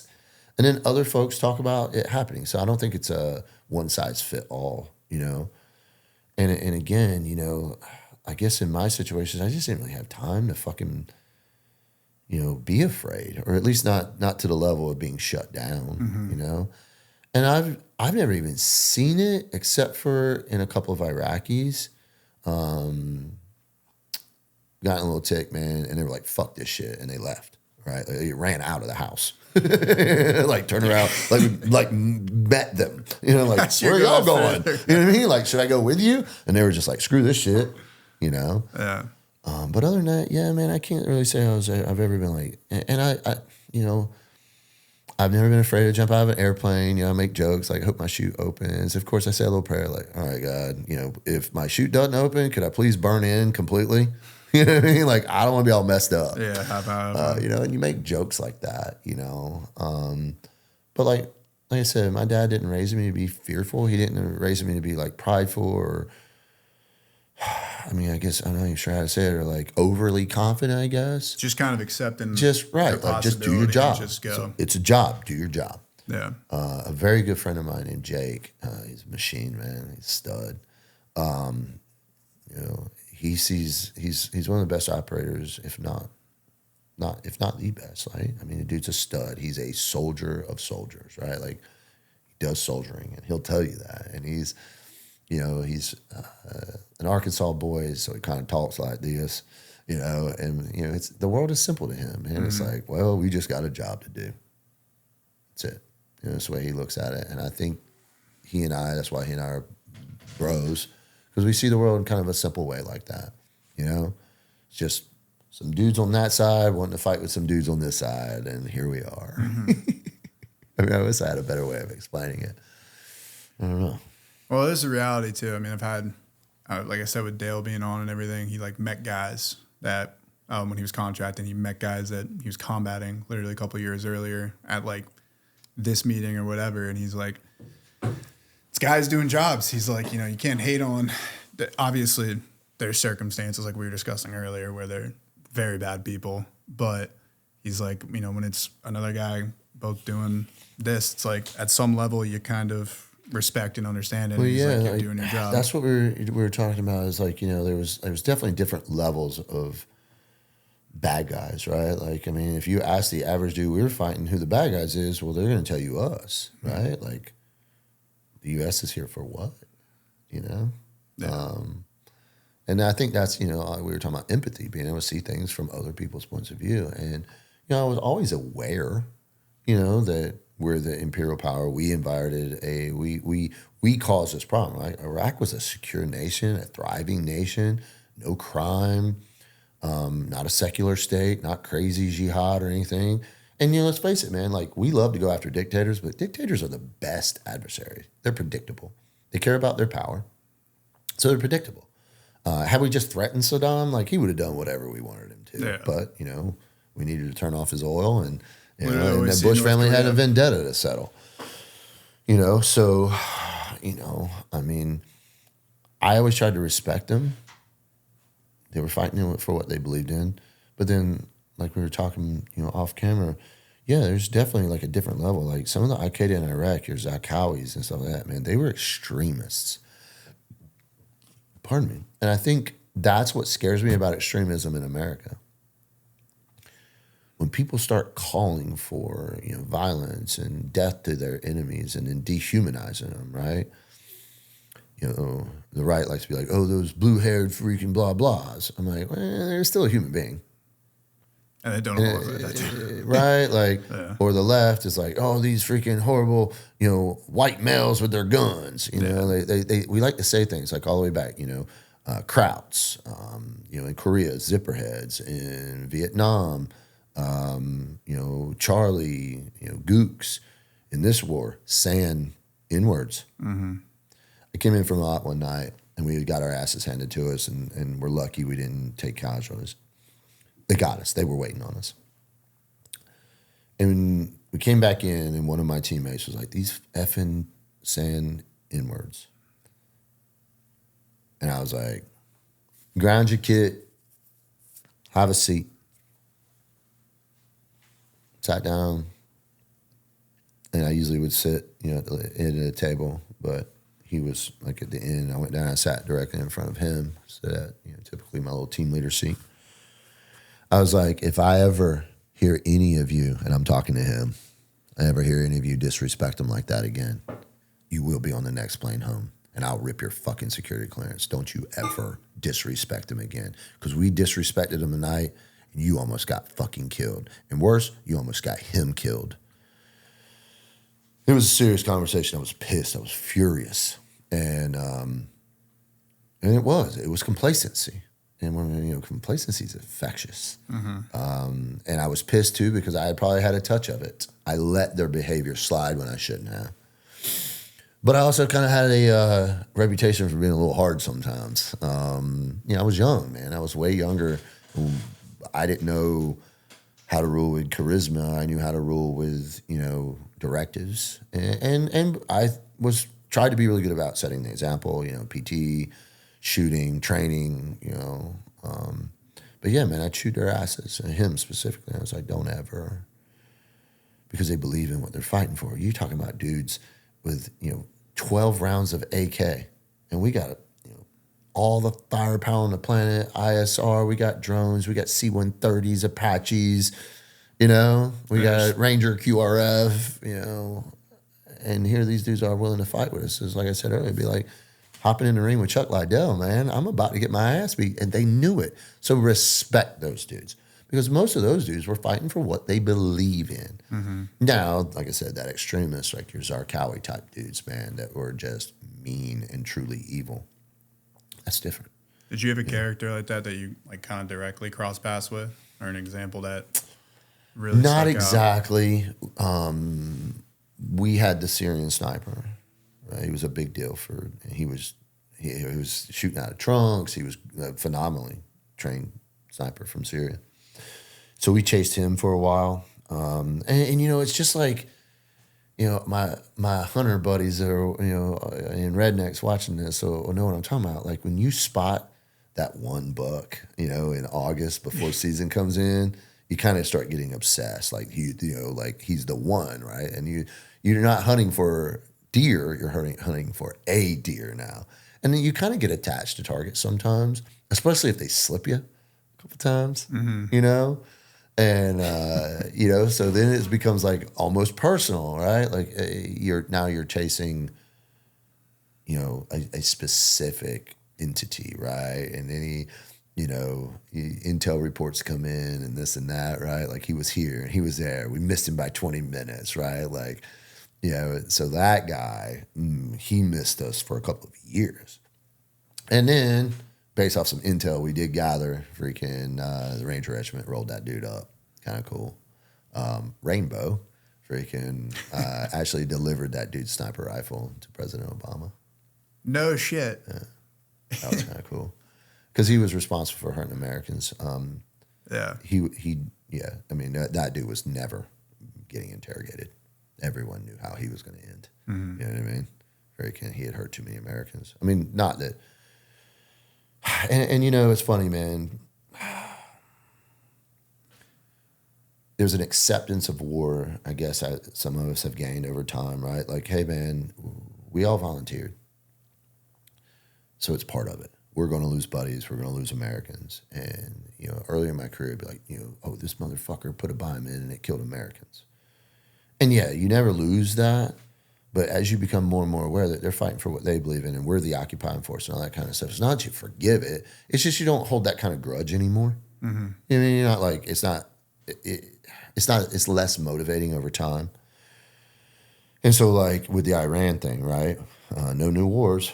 Let's, bomb Iran.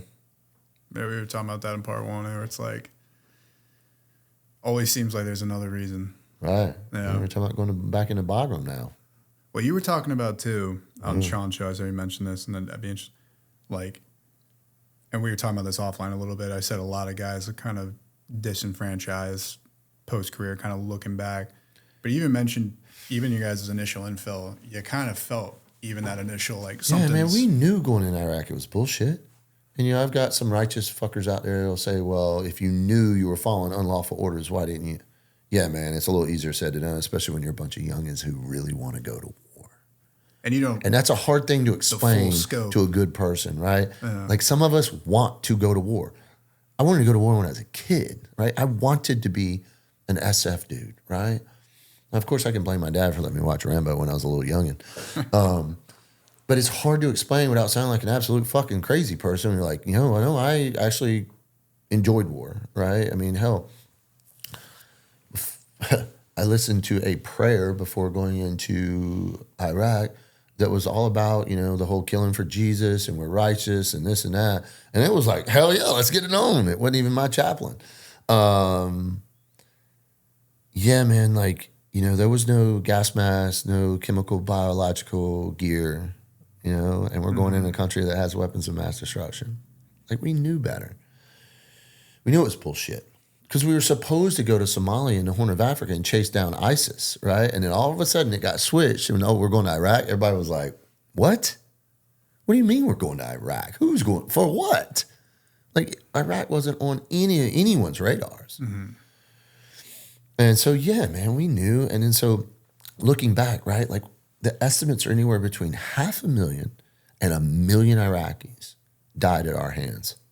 Our bombs, our bullets, our tanks running over kids. And because when you take a bunch of conventional army kids who are 18 years old and they're getting ran into by car bombs, they shoot everything. Dude, we killed so many people in Iraq that didn't mean to be killed. And that's why I always ask people, if you're saying Putin's a war criminal, what the fuck is George Bush? And again, an active participant, right? Which is a burden, I guess, that I'll carry the rest of my life. At least I know, and I can say this with 100% confidence, I've never pulled the trigger on someone that was not a combatant. My conscience is clear there. And I'll tell you, man, like with the plant medicine stuff, like Ibogaine, I was explaining it to somebody one time, and I was like, man, the healing, right? Like being able to let go of some of the survival guilt I was carrying. And they're like, so you just can do this? And like, it just erases all the bad you've done. You've got a clear conscience. I was like, oh, no. That medicine is so much more sophisticated than that. You got to earn the healing it provides. Mm-hmm. If you've done bad things, you're going to experience and see bad things on your journey. And it is not a guarantee that you're going to somehow just be cured of all the wrongdoing you've done in your life. That is not how Ibogaine works. Ibogaine is a gift of God. It is, the way best I can see it, is that Ibogaine is a gift of forgiveness for yourself, a gift of forgiveness for others. I know people who are abused as children by their parent or uncle or someone important in their lives, and that's a betrayal, right? That's a different type of PTSD, right? Yeah. And today, everybody has trauma, right? But man, childhood trauma, man, unwitting, right? That shapes you. That shapes everything. Like, that's who you became because of that a lot of times. Yeah. And so it is not free, right? What that medicine does for you, it's not free. I will say, it definitely helped me. I didn't think I had any type of PTSD. If you'd asked me back then, I'd be like, nah, I don't suffer from PTSD. And I didn't. Like, I've never been depressed, at least not to the point where I needed, medical intervention or SSRIs or anything like that. I won't take ibuprofen. Or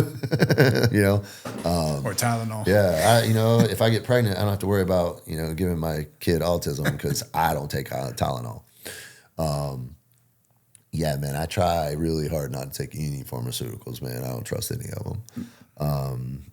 But those plant medicines, man, we see it. It's fucking amazing what it's doing for people. And with Ibogaine, it's not just mental, man. It's physical. Oh, yeah. It has a physical healing component that the other medicines. I know somebody that was severe addicted to nicotine, alcoholic, that it just was like, yeah, I have no. Sometimes it's the opposite. Like it's the pendulum swings so much that just smelling tobacco is disgusting to them. It's crazy. And it's like what we were talking about, the brain and the power of that earlier. There's actually, I talked with Marcus, and I got to reach out to this guy, but he's at UT Austin, which, is so close, it'd be great. But he's a neurochemist that's like helping them work with a lot of this stuff. I'd love to get him on and just be like, let's go through what's actually going on up there. Well, the dot, well, I guess we should probably tell the listeners, Ibogaine. Yeah. Iboga tabernacle is the plant. It grows in Gabon, Africa. It's been used for, the best they can tell is like the pygmies, the first human beings, used Ibogaine as a medicine for even both. the theory that's how we got consciousness. Right. There is a theory that, we develop consciousness because this stuff turns on parts of our brains that we don't get to access on the daily. And that I do definitely believe that is true. Man, I tell people like what you see right now, Ibogaine makes it look like 1960s black and white television. The high definition there is. It is unbelievable. And it's. So you've done the medicine? I've done something similar. Okay. Yes. Okay. I didn't know. Yeah. Like, holy crap, man. And then, they've done SPECT scans with people while they're on it and stuff. The brain is just on fire. It's releasing neurotransmitters that they don't even know what they are. Mm-hmm. And basically, it's the ideas, and we all know this, we only use a tiny part of our brains. And in theory, if we could use all of our brains, maybe we could, move that glass without, we could minute stare at goats or whatever. Right. Yeah. Or, all this magical stuff. And I don't know about all that. But I do know it certainly taps into parts of our brains that we don't get on a daily basis. What it did for me more than anything, yes, it cured my headaches. Can we lay out the groundwork on that too? Because I think that is Yeah. Well, so, right after I ran for Congress, man, I've been living with headaches since I got blown up pretty bad in Iraq. And, 3 of my teammates were killed. I spent 9 days in a coma. I woke up. I was like I'd had a stroke, basically. Dude, blast gut, my tear ducts, ears all busted, blast gut, edema in my lungs. Because basically what happens is, right, like when an explosion goes off, you get smashed and then you expand really quickly, right? And then not to mention all the vibration. And so I didn't just have a blast TBI, I also had a traumatic TBI. The last thing I remember was clicking my helmet. We were right around the corner from our target. It was chance that we stopped at a red light in traffic right next to a fucking IED.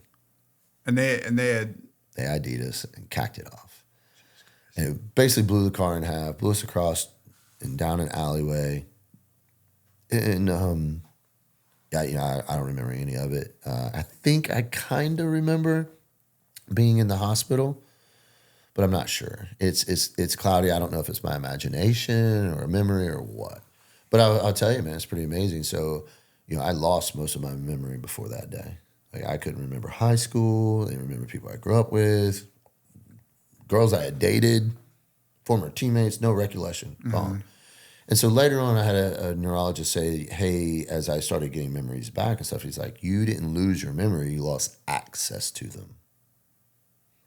And I'll tell you, man, getting a memory back now, getting memory backs are like cool because it's like it just happened.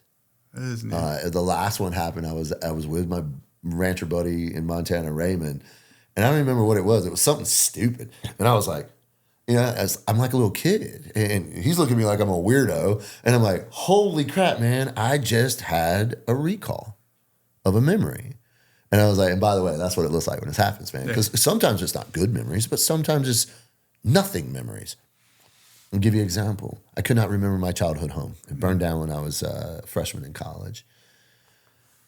And I was sitting in bed, and all of a sudden, man, like I recalled our kitchen. Everything about it. The way the bar went to here, the kitchen sink wrapped around, the microwave's cat-cornered, everything. Even the 1980s fucking wallpaper. and all the way around to the refrigerator. And you know how your counter like won't touch the refrigerator? It's like a little space. It's fucking And it was 2-liter sodas leaned up against the refrigerator. And I was like, holy shit. And at first, I couldn't tell the difference between my imagination and a memory. But now I know the difference because the memories are real. Like I know the difference. I can feel them. And it was funny. So I grabbed my phone and texted my sisters. And I was like, holy crap, guys, I just had a memory, blah, blah, blah. And like, they were like, what? Both of them. What? Like, okay, man, that's fucking awesome. Weirdo. You know, like, the kitchen layout. Yeah, you don't remember the kitchen layout? Like, no, I don't. Well, fast forward like 2 months later, I get together with my sisters, at my older sister's house in New Hampshire. And my little sister, she's been like the caretaker of the photos. There were some photos in the coffee table that didn't get burnt. They got damaged. They still smell like smoke. And we're sitting there and she's like, I brought some pictures. I thought you guys would want to look at them, blah, blah, blah. Yeah, absolutely. You know, that's going to definitely help with my childhood. I haven't seen these pictures since I was, since the things happened. Well, anyway, we're messing around. We go sit down. She's like, you guys want to look at these pictures? She's open. She's like, this is the first one I want to show you. Whack. Kitchen. It's a picture of the kitchen, and there's 2-liter fucking bottles of soda leaned up against the refrigerator. No way. Neither one of my sisters had remembered it. They didn't remember it. Like, it was just a silly, nuanced detail, right? And they were both like, my little sister was like, look at that. And I was like, I fucking told you. Yeah. Right? So that was really it? cool. What's that? Do you recall what triggered it? Or do these tend to come with like something just... I don't know what happens, man. Like in that case, I was literally just sitting in bed, like, I don't know, scrolling on my phone or something. So I think what it is like, there's connections in the brain, man. And all of a sudden something gets reconnected. And now I have access to this little storage point. Yep. Best way I can, I describe it. That's how a neurologist described it to me. And it makes sense to me, you know. That's a good analogy. Whether or not that's actually what happens, who knows? Because I don't think he knows for sure, right? Well, you even they ain't figured out the brains yet. You taken, not to interrupt, like the full story on it, but like Ibogaine, the amazing part about it is when you go through your experience, and you know, of course, feel free to go in details the level you want to, because I know often they're super personal, but you'll relive moments that feel as real as the moment itself, and you'll have it's almost like replaying a moment, or like you sit there and it gives you a second to pause before you made that decision, and now you're experiencing it. It's just this incredible of like your brain, it's somewhere in there, and it feels like you're living in that moment. Yeah, so me with Ibogaine, man, for me, it wasn't about PTSD, man. I was having these headaches. I'd been having them since I got blown up. So 13 years, I had a headache. And some days they sucked really bad where like I'd have to wear sunglasses inside, very light sensitive. And then they got really bad. I had a 3-week period where I couldn't leave my bedroom. I was like living under my bed with the covers pulled on top of me. And it hurt so bad, dude. And while I can say still to this day, I have never contemplated suicide. Looking back, I don't know how much longer I would have lasted. 2 months, 3 months, 6 months, maybe a year. I don't know, maybe 10 years. But I don't know I would have, if those headaches had continued, I wouldn't have made it. I would have fucking offed myself. It was that kind of fucking bad. Went to hospital. Dude, like I won't go to the hospital or the doctor for nothing, right? I'm going to call my 18 Delta buddy or my friend that's an oral surgeon or, my dentist wife and I'm going to sort it out, right? Like, I mean, we all partake in, graveyard medicine, and learn from the deltas and all that. So for me to go to the hospital, man, dude, I called my neighbor and was like, come get me and take me to the hospital. It's an hour to the ER in Wilmington. I'm calling up, at the time, he was probably 26-year-old neighbor, like, come get me. And like, I'm balled up in the truck and he sees me as the crazy special forces, tough guy neighbor. And I'm balled up in the front seat of his farm truck, freaking crying. And, I get of course, they just give me it's COVID time frame. So I was lucky, holy crap. The charge nurse at the ER, I knew her. And she took me right in the back. She was like, I've talked to her since then. It's kind of cool. She's become a helo evac pilot. Really? Yeah, what a cool chick. She even told me later, she was like, you looked so bad, right? And not to mention, man, right? Like I had other brain injury things going on. So, my hand wasn't working because after I got blown up, it was like I had a stroke. I had to learn to walk and talk again. And I'm left-handed. So I had to learn to be right-handed. Well, plus you guys don't even know. I mean, we talk about it like, because talking with Marcus on this, a huge thing it's going to be for fighters because they're looking at it and they're seeing like regrowth of brainstem and guys with severe CTE. Like essentially it's just dead parts of the brain. Same with guys in the military. I mean, even you're talking about, the NFL solo players, UFC but like guys. your solo combat moment where it's like you hit your head on the steering wheel, like for most people, that would have been enough. That's enough, and then you fell off, and well, it's like all the these door moments charges stack up. we use for explosives, right? How many PSI? Well, we found out that there was just as much PSI coming out of our M4s. Yeah, and one maybe two charges per structure or training iteration, but 100 exposures to that muzzle of your buddy standing next to you for a week. Over and over again. Yeah. So yeah, man, and then shitty ass landings from jumping out of planes, helicopter crashes, plane crashes, right? Freaking all kinds of stuff, man. We get beat up, and nowhere near as much as football players and fighters. Mm-hmm. Yeah, those boys that are going and doing Ibogaine that are. I'm really Brett excited Favre to see the result. recently did it. He's right. That's awesome because now it's not just these crazy special operations guys eating this. Crazy hallucinating medicine. We got Brett Favre and, very respected people. Because, who's Marcus Capone? The average person doesn't know who Marcus is. Average person, they might know who Marcus Luttrell is, and he's an advocate for it. But, other than that, some dude named Tony Cowden talking about eating some weird plant medicine. What are they doing? Just eating it for fun? Well, if there's one thing I can guarantee everyone watching this, you ain't never going to eat Ibogaine for fun. It's not mushrooms. It's not a party drug. Yeah. It's dangerous. In theory, it could be dangerous if you have underlying. So, like, in all the clinics that are running Ibogaine treatments, it's clinical, as in doctors standing by. Which is so important, too, right. because there's therapy, there's discussion. Yes. Like, it's not just... Right. Because the way a lot of people do it, especially back in the day, you go down to, like, Brazil... And you go out with the shamans and you just do it. And they're like ayahuasca. Fun. That's still very common with Aya. Yeah. But with Aya, she's not as rough on the heart and stuff, and it's not as long, so there's less perceived dangers. Ibogaine, man, they don't completely understand everything it does and how it does it. So, it's better safe than sorry. I know MBO Life Science, who is definitely the leader in this space, Trevor Millar, being the provider, he's been providing Ibogaine, I don't know, for almost 20 years now.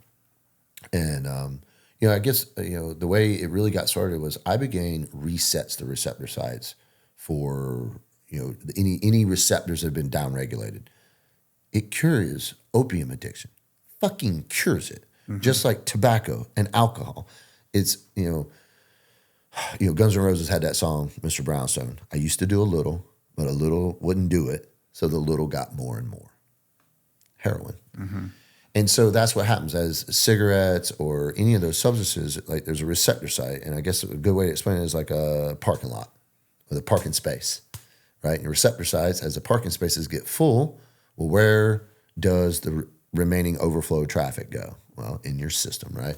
So basically what Ibogaine does is wipe that parking lot clean of vehicles. And so now you don't need any more. Mm-hmm. Best analogy I can come up with right now anyway. And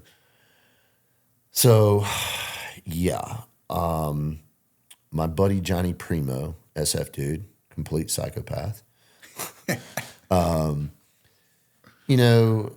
Johnny's a wild man, alcoholism. He had a really rough childhood, which he's been very open about. The war suited him, and then the war ended. Well, what do you do with somebody that needs a war that doesn't have a war anymore? Well, he starts training for 200-mile ultras while trying to maintain 500-pound deadlifts. I don't know. I think I kind of been there. How do I know he was doing it? Because I was helping him train for it. Drinking a bottle of whiskey before noon each day, maybe some other substances, a can of dip, blah, blah. And he had done ayahuasca. He had talked to me about psilocybin and all that. Of course, Joe Rogan, microdose and all that. I knew about that. But I don't do drugs, Yeah, bro. the way Joe talks about it, too, it's like... Yeah. Like Joe. Yeah, not very clinical, right? And in my mind, I'm like, you know what, man? I don't do drugs. I don't take Tylenol. I damn sure ain't eating mushrooms. Yeah. So I was being very narrow-minded. Well, anyway, Johnny tells me he's going to go do this, another hallucinogens, plant medicine thing. I'm like, yeah, cool, man. Like the shit you did in the jungle. He's like, no, this time it's different. Of course it is. Like, what is it, a new stripper girlfriend? No, this time it's for real. I love her. I'm like, yeah, okay, cool, man. Good luck. And at that time, again, I'm dealing with those headaches. I get clear of the headaches, man. He's like 5 or 7 days post Ibogaine treatment, and my phone rings, and I'm like, what's up, brother? Now, keep in mind, man, Johnny's one of those dudes that when he calls you, it's 4 to 7 minutes of full auto. You don't get to say a word. And he goes, love you, dude, bye. Click. And you go, it's just that kind of energy, right? Just like you know what I'm talking about, right? And you're like, when they finally hang up, after only a couple of minutes, you're exhausted. Yeah. That's Johnny.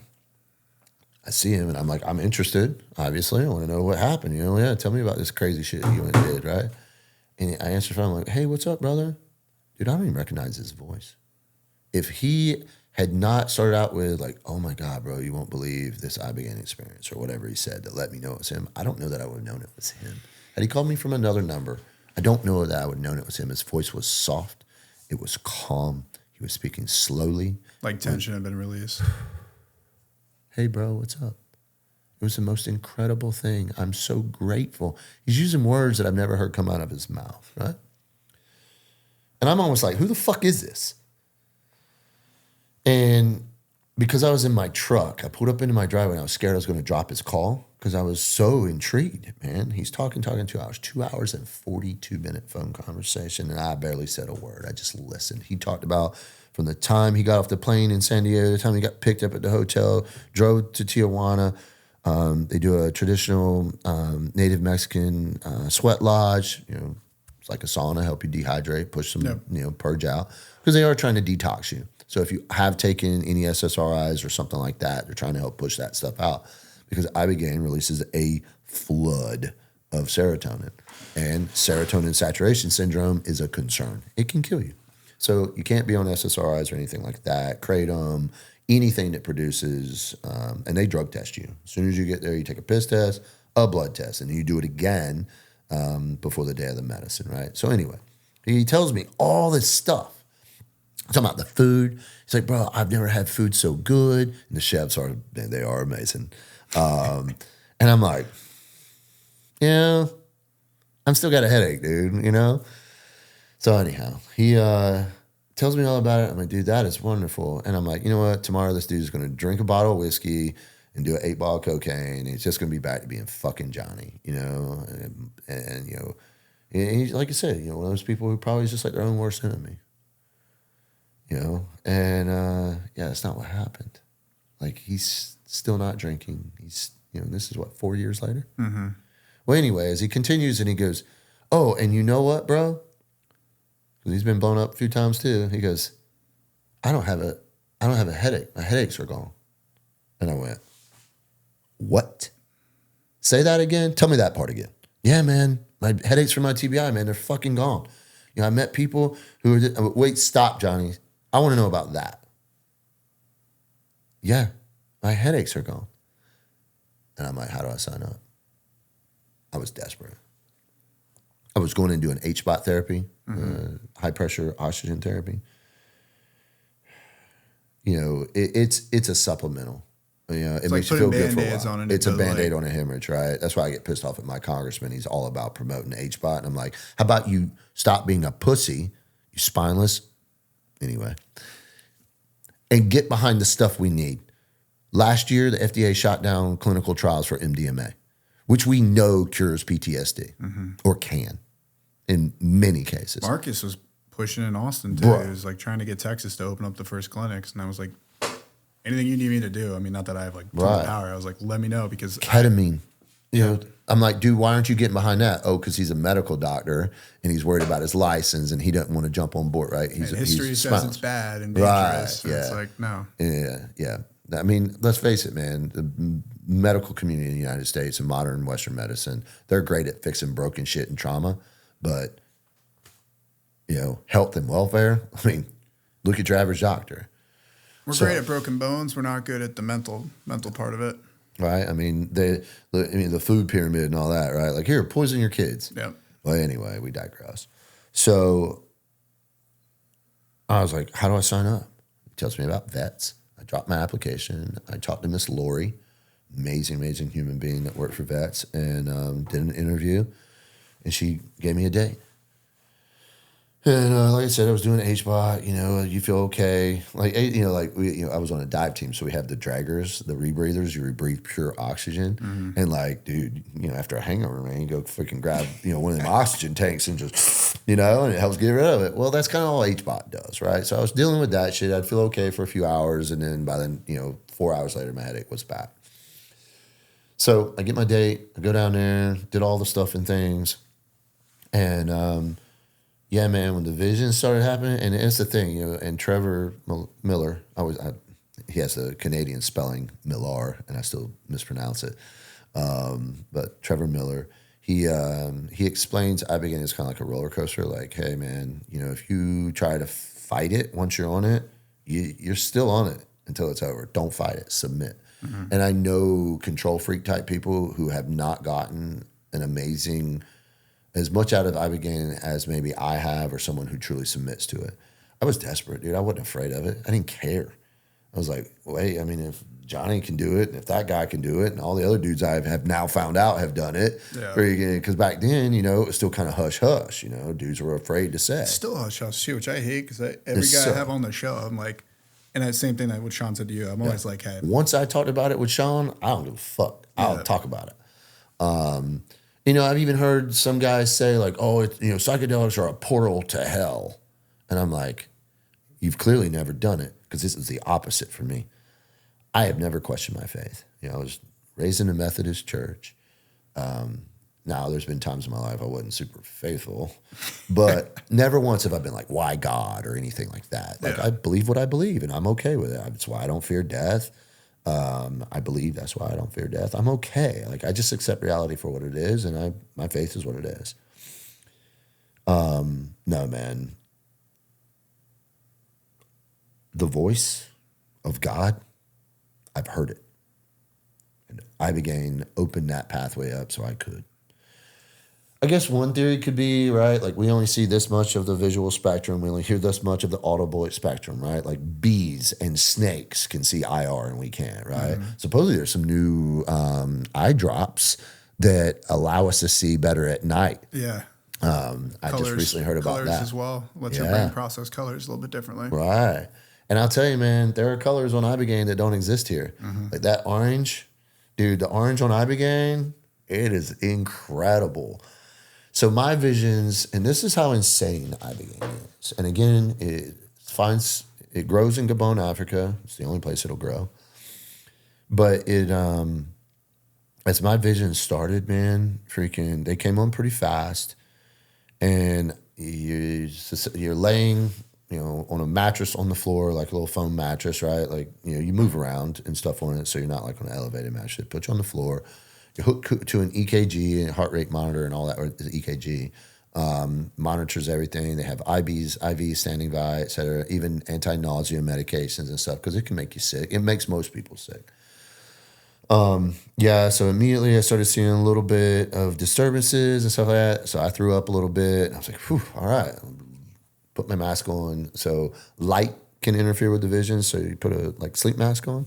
Room's dark. You take it at night, actually, so it's quiet out, no interruptions. And, man, my visions came on. It was as if I was laying in a jungle.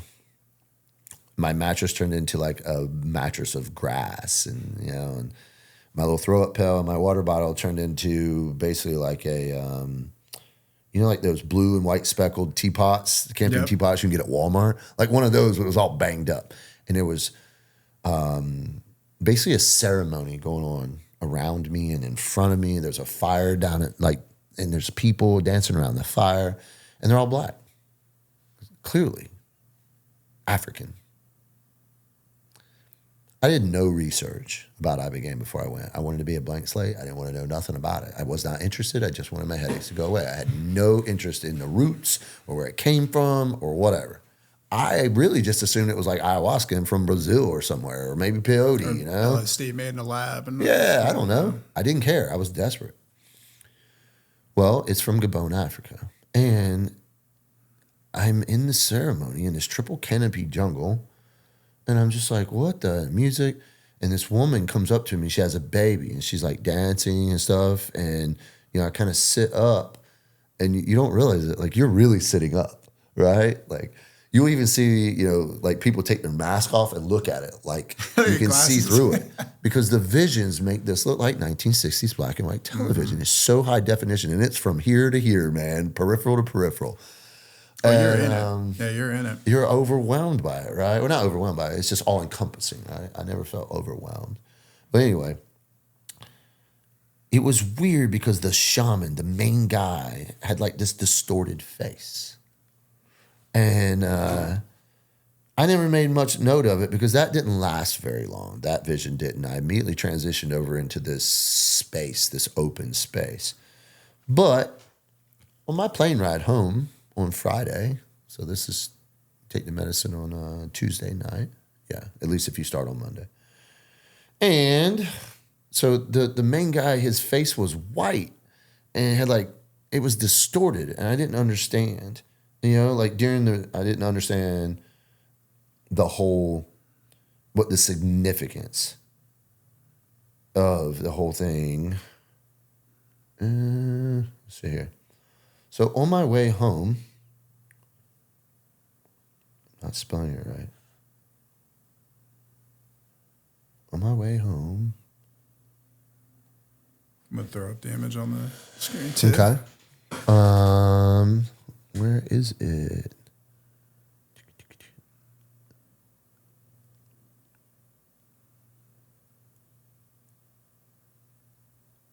There's one of these pictures.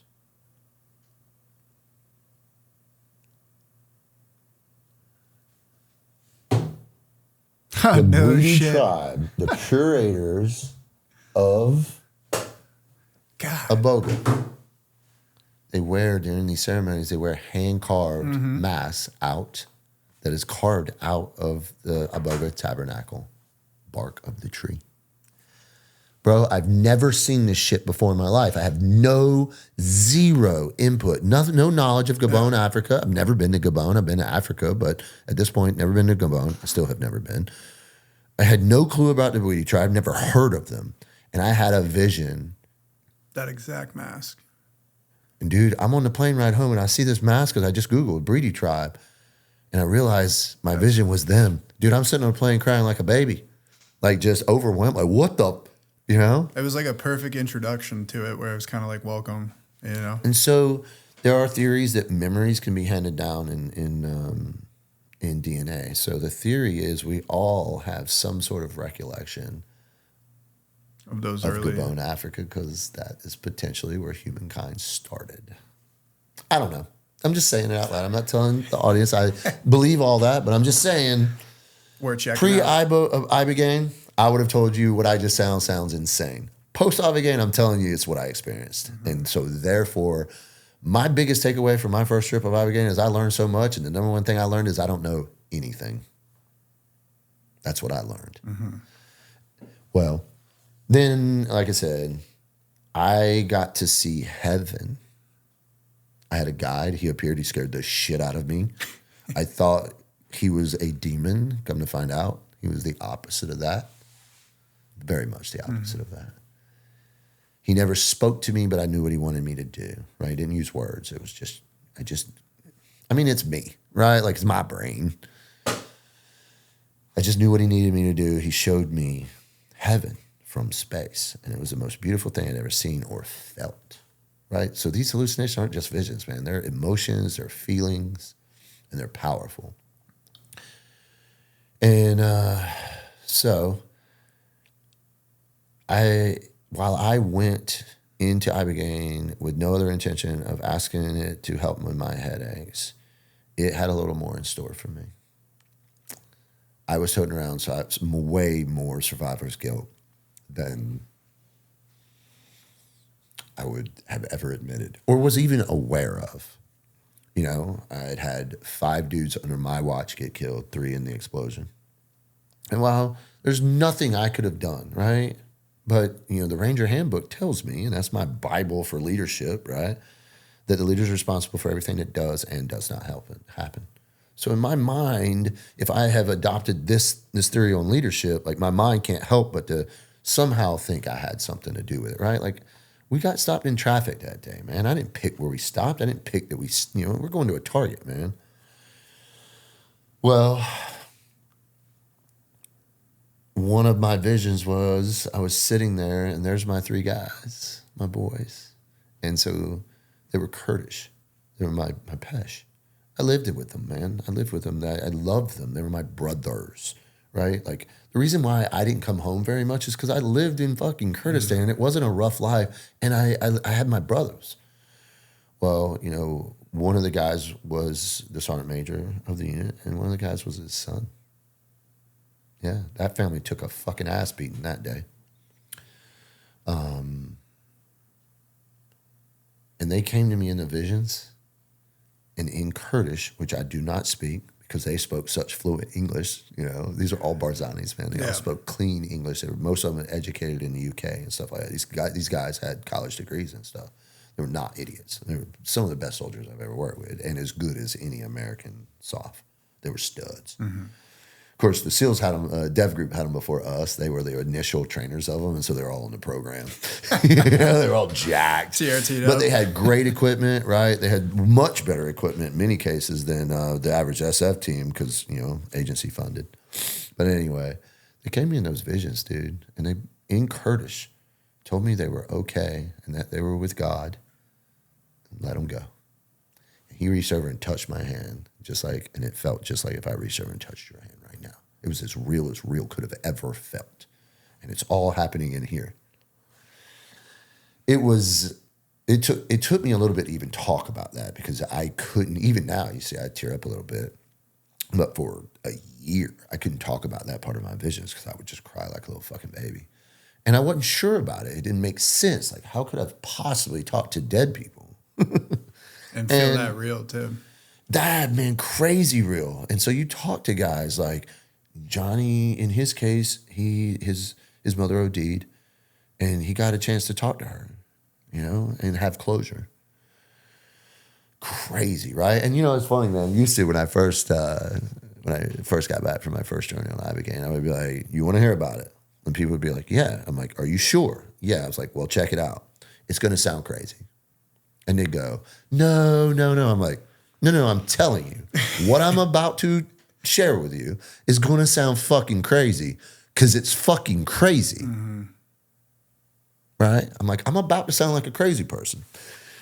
And yeah, man. So the visions were great. I had an experience where it was like I was holding my brain in my hand and the parts that hurt on my brain, the damaged parts, were warm, like really warm. Really? And it was like I was holding it in my hand right here. And then it went to my neck injury. I have the halo neck, you know, the free fall neck, deteriorating discs and all that shit. And then it went to my back. I broke my back in 2005. Like, I wasn't supposed to walk again. I've had to learn to walk 3 times in my life. First time, second time, and a third time. So you'd think I'd be pretty good at walking now. That shit still hurts. So it basically where your femoral nerve comes out, that got cut a little bit, and my right leg didn't work. It hurt a lot.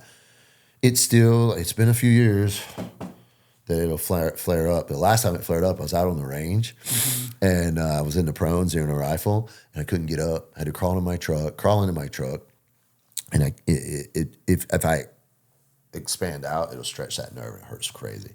Well, guess what? Also feeds off your femoral nerve, your balls. So for like 6 months after I got blown up, it felt like if I would breathe wrong, it was like, oh, I just got kicked in the balls. Well, I'm laying out on my range, right? The shit still hurts and all this. And I had to drive backwards home using the reverse camera because I had to lay the seat back because I couldn't sit up and stuff, right? I was like, oh, you know. And I get to the house, I can't get out of the car. I had to call my buddy who lives 45 minutes away to come get me. Just him getting me out of the truck. I'm throwing up. I'm hurting so bad. So like, Now I'm holding my spine in my hand, and it's hot.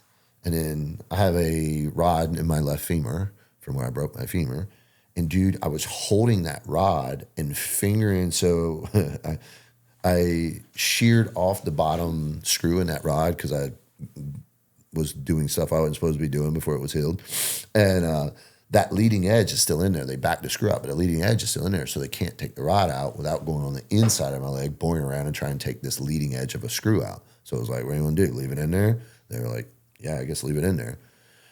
And they did tell me don't ever bend that rod because if you think breaking your leg hurts, bending that rod that's in your femur, they were like, yeah, dude, that's going to make breaking it feel like, anyway.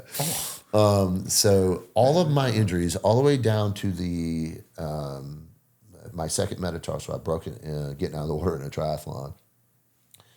All those injuries, man. And then I woke up.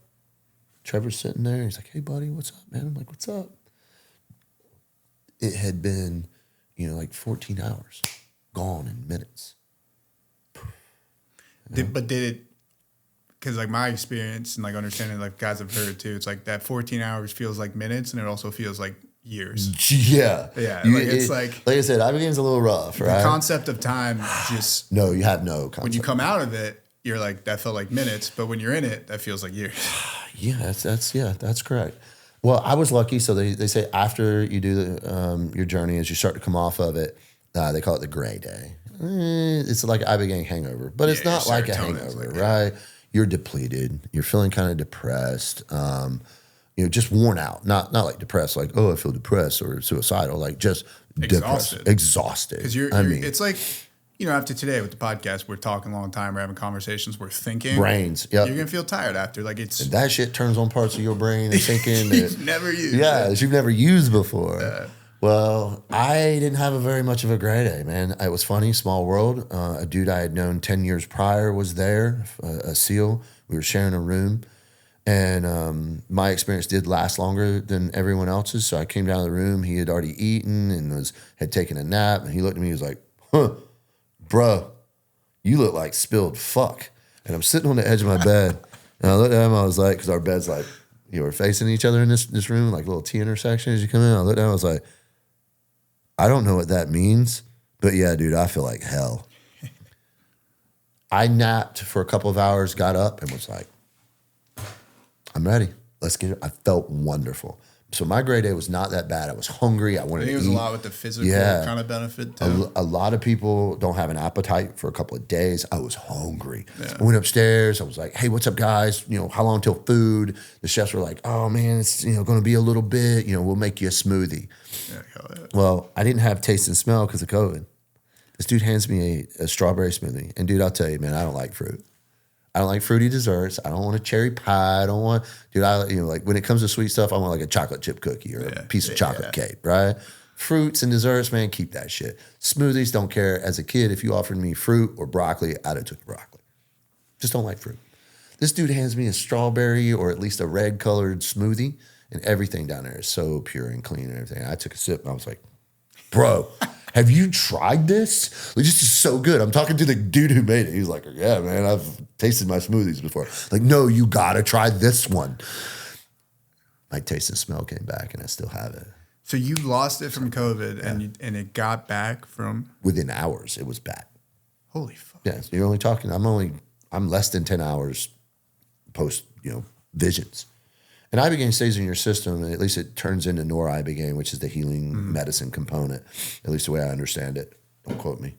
But it's in your system for like 60 to 90 days. So it's still working. And then we talk about that a lot. It's like for during that time period, that's when you have to heal. And so, yeah, man. The next day, so they do two things. They do Ibogaine and then 5-MeO-DMT. 5-MeO-DMT is the psychedelic medicine that is in the venom of the Sonoran toad. It's so hilarious too, man, because the two SEALs that were there, the one I knew and the other one, they had pretty rough rides, man. They had gotten their asses beat. There was a female that was there, and she had a pretty rough ride too. Me, I'm over here going, that shit was awesome. Like I feel wonderful. And holy shit, I don't have a headache. and I got my taste back. And holy shit, like, what the fuck is going on, right? I'm so happy, dude. I don't know what to do. So we're sitting around that next morning before we go and do 5-MeO, and this is how powerful that fucking medicine is. They were asking, and they started with the female. She's a grandmother, pushing 60 probably at the time. And they're like, well, who wants to start? And she's like, I'll start. He's gone. We're like,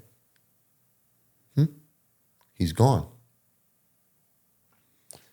She goes, for the last 33 years, I could smell him. Every time I shut my eyes, I could feel him inside of me. Her commander, 33 years earlier in the Coast Guard, had raped her numerous times in about a year period.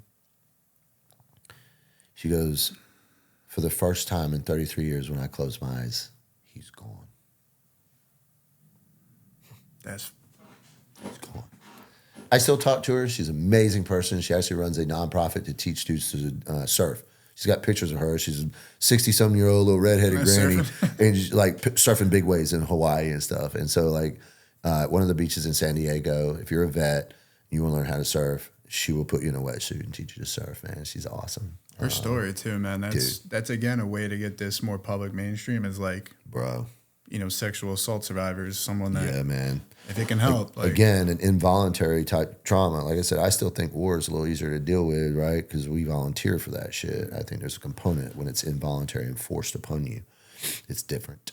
I don't think trauma is created equal, right? There's that. That's a kind of a dumb way of looking at it. Like, no, we all just deal with trauma on a different level. Yeah. Like, there are different levels of trauma, but how each individual, like almost getting in a car crash could ruin someone forever. You don't want to get back in a car, right? Where I get in a car crash, I was like, woo, let's do it again, downshift, let's go back for another lap, A cartel story I told you offline, like some people get freaked out. I'm kind of like, well, learning experience. It's kind of exciting when I look at it. It's a funny story if you live. We're good. So trauma is not equal. But the way we do, or trauma, has different tiers or whatever. That's kind of my take. I'm no therapist. But the other guys, they were like, and at one point Trevor asked, well, would you do it again? And they were like, all three of them, no. And I was like, really? Because I'd do it again right now. Right? Like, there's got to be more. Yeah. I'm so curious. So, yeah, the next day you do 5-MeO DMT, and that's the venom from the snoring toad. So Trevor's briefing us up. And he's like, well, who wants to go? I'm like, well, I'll fucking go. I don't care. Let's get it on. And but he goes, so basically what's going to happen, guys, is we're going to put the venom in a pipe. We're going to aerosol it. You're going to breathe in slowly for like 30 seconds, slow and constant. You don't want to interrupt because it can be harsh in your lungs. But as long as you're pulling it nice and slow, it's like, and then we're going to lay you back onto the pillows. You'll pull your mask down, and you need to count to 10. And if you get to 10 and you're still with us, you didn't get the medicine, we'll start over. And he's like, okay. And I'm like, so let me get this straight. We're going to take a potentially lethal poison. We're going to put it in what surmounts to be a crack pipe. We're going to aerosol it and breathe it directly into our lungs. Trevor just looked at me and kind of smiled. Yeah. He does, man. It's the most amazing demeanor. And he goes, yeah, pretty much. And I was like, fuck it, let's get it on. And that was when one of the SEALs was like, hey, bro, do you mind if I go ahead and go? Because if I don't go now, I may not. I'm like, absolutely. Dude, it wasn't a couple minutes later, I hear the most crazy, joyful laugh. He's laughing. He's having one hell of a ride. And dude, that guy, he was having some issues with some opiates, a lot of alcohol. He didn't look like the same person when we left. And he looked 10 years younger. Dude, it's so amazing. You can see it on people. You can feel it. And like, people said it about me. Like, as soon as I got home, Melissa was like, wow. So, yeah, man, my 5-MeO trip, it was just peace. It was calm. When it was over, I sat up, and the first thing I said was, wow, there really is nothing to fear. It's interesting that they each go to the same place, but like in different rooms. Like from what I've heard with 5-MeO, it's more of that peace and that. And then it's a disconnect. Ibogaine, you're present. It's you. We're thinking. You're there. And then the other one's kind of like A complete disconnect from the ego is what they call it. A calm separation of like after you've accepted kind of what we talked about, the spiritual sense. Right. That kind of lets you in the door, and then you just get to be like, okay. When I say 5-MeO DMT showed me that there is nothing to fear, I mean like it showed me. Showed me. My second journey was a lot of curiosity. I had no headaches. I still do not have a headache. I haven't had a headache since. It's been 4 years. And I had a headache every fucking day for 13 years. A bad headache. Like, I could take Percocet or Tylenol, man, it wouldn't touch it. I wasn't dehydrated, right? It was every day. And you want to just talk about just pounding inside my skull, you know? Like, sometimes it felt like my brain was trying to crawl its way out. I mean, literally. Crawl, like, it was. claw its way out. Right. My second time was a little different. I went with a little bit different intent, less about the headaches and a lot of curiosity. But even still, I didn't really know what to ask the medicine for because I didn't feel like I was suffering from PTSD or anything like that. My father came to me in one of the visions. And it was weird because it was black and white, but his eyes were blue. And I've been told, you know, since I was a baby, I had my dad's eyes, right? We're the only ones with blue eyes, which was pretty amazing. And it was funny because, like, I didn't get to talk to him. He just, like, ascended into nothing. And I was like, and he was wearing a tuxedo and he's with, like, 3 of his buddies, like, good dudes. And it was kind of like, and he kind of, as he ascended, he kind of looked at me and, like, smiled. And I was like, oh, you know, I remember thinking, like, no, I'd really like to talk to you. Because I didn't get to really tell him goodbye the way I should have. I wasn't here when he died. Well, anyway, so when 5-MeO, freaking he and my mother came. I hadn't talked about this in a while. My mom died when I was 16. She wasn't supposed to die. She had cancer. She had a surgery that was botched, and she never woke up from the surgery. We fully expected her to wake up. After her surgery, she opened her eyes one time. I was sitting on the side of her bed, holding her hand, and she opened her eyes, and she said, I love you. I had no recollection of that moment until I was on 5-MeO. And out of the nothing, the void, came him and his image and her right over his shoulder, and she put her hand on his shoulder. And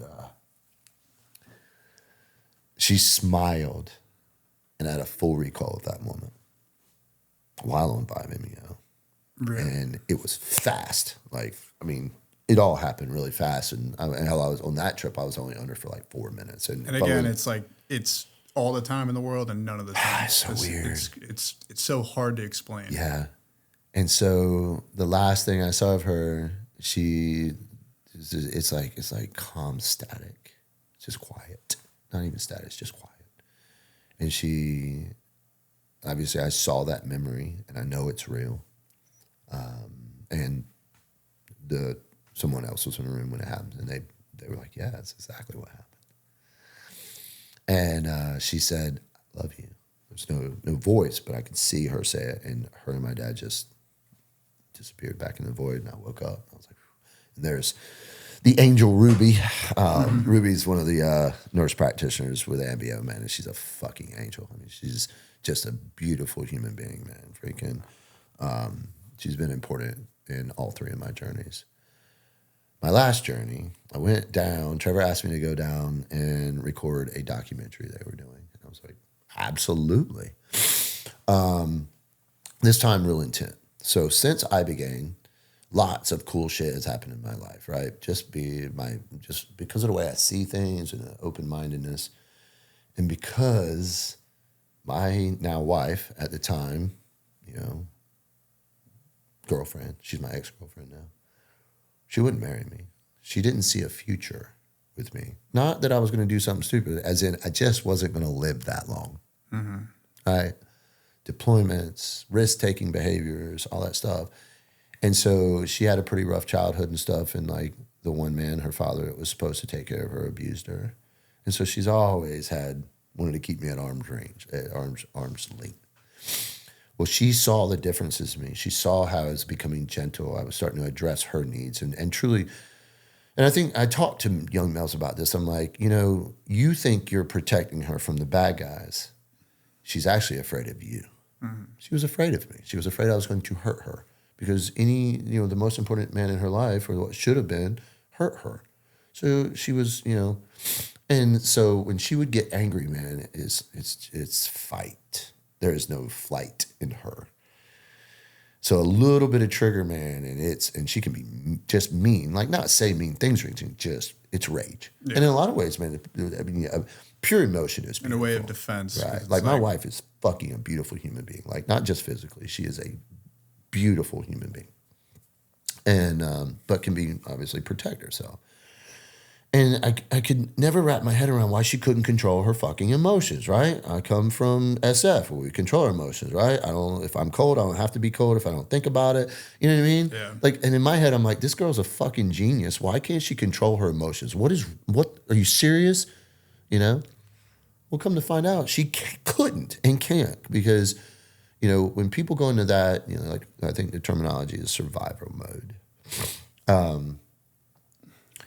When she goes into that, or when a person goes into that true phase, they are not in control. And I was educated on this, and the saying is, it's because it's not logical because it's biological. It's a true brain. Chemical thing. Yeah, it's like She is not in control. She's not even present when this happens. She's full on fight for her life. And to me, it's like this little dumb thing. Yeah. You're just mad at me because I didn't do something stupid or I said something dumb? Like, why are you freaking out, crazy emotional woman? Well, as I've been educated on it, right, I start addressing her needs, right? And then I realize that it's, she can shoot. She carries a gun. She's not worried about, she's worried about me. I'm the only person that can hurt her. So when I figured that out, I started addressing that and tried to change my behaviors to provide her with not just safety, because safety is the present, right? Security is the future. And that's what women need. Women need love, safety, and security. They can get those three fucking things, right? Okay. And when dudes figure that out, they actually get the woman they wanted. At least that's my experience. She's super physically fit, like been in the CrossFit Games, freaking Iron Triathlete, all that shit. I mean, she's pound for pound, definitely more gifted and done more cooler shit than I have, right? She's elite power lifter, got 3 elite totals in 3 different weight classes in 6 months. Some power lifters spend their entire career chasing elite total. She got 3 in 3 weight classes in less than 6 months. That's fucking crazy. You want to talk about dieting and stuff? That girl can go from being like, oh, I've got abs to I have veins on my abs in like 2 days, right? She did the bodybuilding thing for a while. She's amazing with her diet. Anyway, so I asked the medicine this 3rd time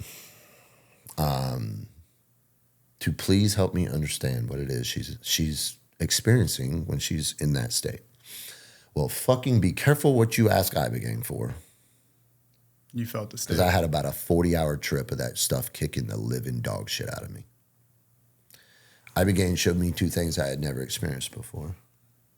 Hopelessness and horror. 2 things she experiences or did experience.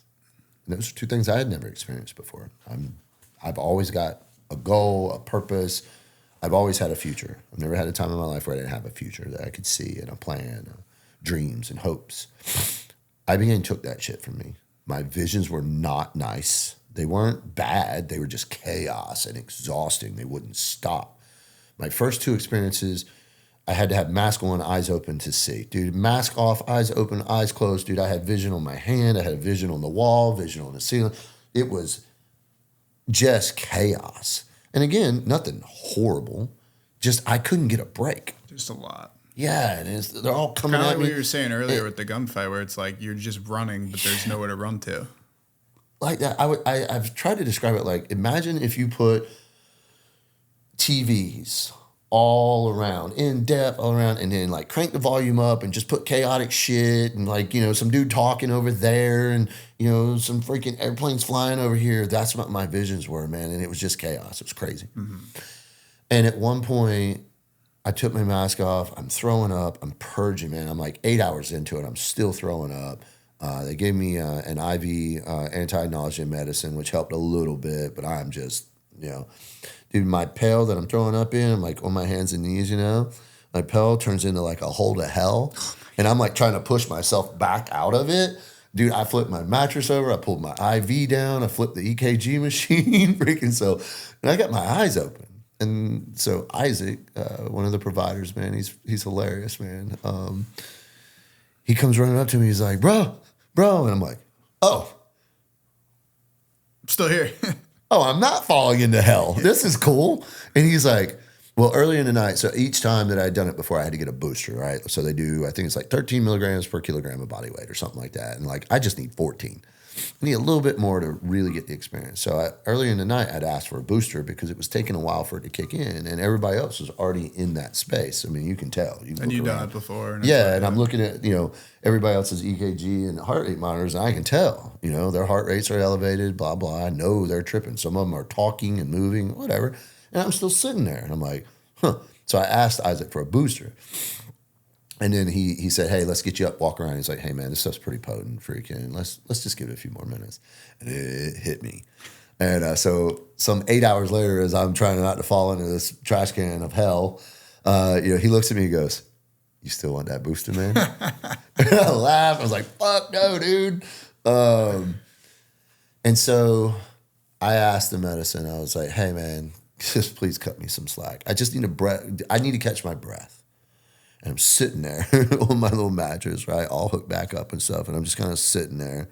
And the visions are kind of there, but not as bad. And I'm like, I just need a break, man. Let me get my shit together. And the voice says, you asked for this. That's crazy. And it was like someone brake checked me in a car. And my vision went from like, kind of like swirly, bubbly things to wham, my favorite photograph of Melissa. Really? And I just kind of smiled and I was like, fair enough. Put my mask on and lay back down. And I had probably another 6, maybe 8 hours of fucking visions. And it was really long. I was the last person still upstairs, not gone down to the rooms and stuff. And it was funny because this was an interesting thing. My visions ended with like a leather courier, like little satchel on the ground in front of me. And it folded up and disappeared. Like the visions were like, gone. My visions were over. It was the first time because I had heard about people getting even like curtains. Yep. Like show's over. Yeah, the end even people will say like a reel or like the like the cartoon. People will get stuff like that. And I had never seen anything like that. Mine was just folded up and it was gone. I was like, is that it? And that's when the fun started. It put me in a negative feedback loop where I could not talk myself out of it. It would like let me talk myself out of it and then put me right back in, right? I'm trying to control my emotions. Helplessness and horror. Total fucking fear, irrational. In other words, the exact same thing she experiences. It answered your question. I mean, that's the crazy thing. It's like we were talking about the body being able to react earlier. Like if you can give it your answer, if you can convince your body to keep going, it keeps going. It's interesting. The medicine's the same way where it's like you went in with a request. You didn't know what the request was. You just knew like what the idea was. And it said, show you the answer. You might not, you don't know what it is going to be. At the time, because this is like first thing in the morning, you take your Ibogaine medicine like at 9 o'clock the night before. So you're talking the next morning, 8, 9, 10 o'clock in the morning, and you go up in your room. The next morning at 4 o'clock, I'm still in it, and I can't get out of it, right? I'm just like, so about 6 o'clock, I go downstairs, and the nurse that's on duty, I don't know her, and she's young. And, I kind of got to keep in mind, right? I'm aware that, hey, man, they're trying to take care of these soft guys, relatively good size. A lot of guys have beards, kind of scary looking person to a 19-year-old nurse in Mexico. And she's like, and I walked in there, I was like, hey, I need you to call Trevor. And she's like, are you okay? I'm like, I just need to talk to somebody that fucking loves me. That's it. That's all I cared about. I was like, fuck this. I had taken a shower, put shoes on. I was like, if Trevor can't be here, I'm going to get an Uber to the border. I'm going home. I was like, I need someone to be nice to me, someone that loves me, right? Well, she's like, okay, I'll call Isaac, this and that. I'm like, all right. I kind of wandered around. I went outside. It was cold out. Even if it was Tijuana, it was like 50 degrees out, and it was raining. And I wound up laying on the concrete, just balled up in a ball, just a mess, a fucking mess, crying, freaking, couldn't get out of it, man. Like, just couldn't get out of it. Just felt trapped. I don't even know if trap's the right answer. It was like I just had nowhere to go. Mm-hmm. No answers. No. I had no. I'm like, I'm a problem solver, man. Right? Like problem solution. Freaking, let's go with it. Nothing. I couldn't get out of it. Couldn't talk myself out of it. And if I could kind of talk myself out of it, it'd pull me back in. Kind of like to say, you're not in control here. It's how I felt. It was like it was telling me that I'm not in control. Well, anyway, I wound up like kind of crawled up underneath one of the bushes outside because that cold concrete felt good, you know. It felt better than what I was experiencing. And I felt a hand on my face, opened my eyes, and there's Ruby. Just like that. She had hauled ass down there, you know. They love you. That's the cool thing about MBO, man, is that there's no doubt in my mind, everyone there actually cares about fixing you and helping you. Like, it's love. That's the secret ingredient in the food, right? It's the secret ingredient in the Ibogaine is love. And, yeah, man, I opened my eyes. There's Ruby. She's just smiling. She's like, you're okay. A few minutes later, you know, it wasn't long after that, Trevor come hauling ass in there. He had said, hey, he relayed a message and said, hey, you know, he has to be somewhere. He promises he's on the way. Sure enough, man, we sat and chatted, and I was better. God. Just like that. I was fine. And while it sucked, worst experience of my life, best experience of my life.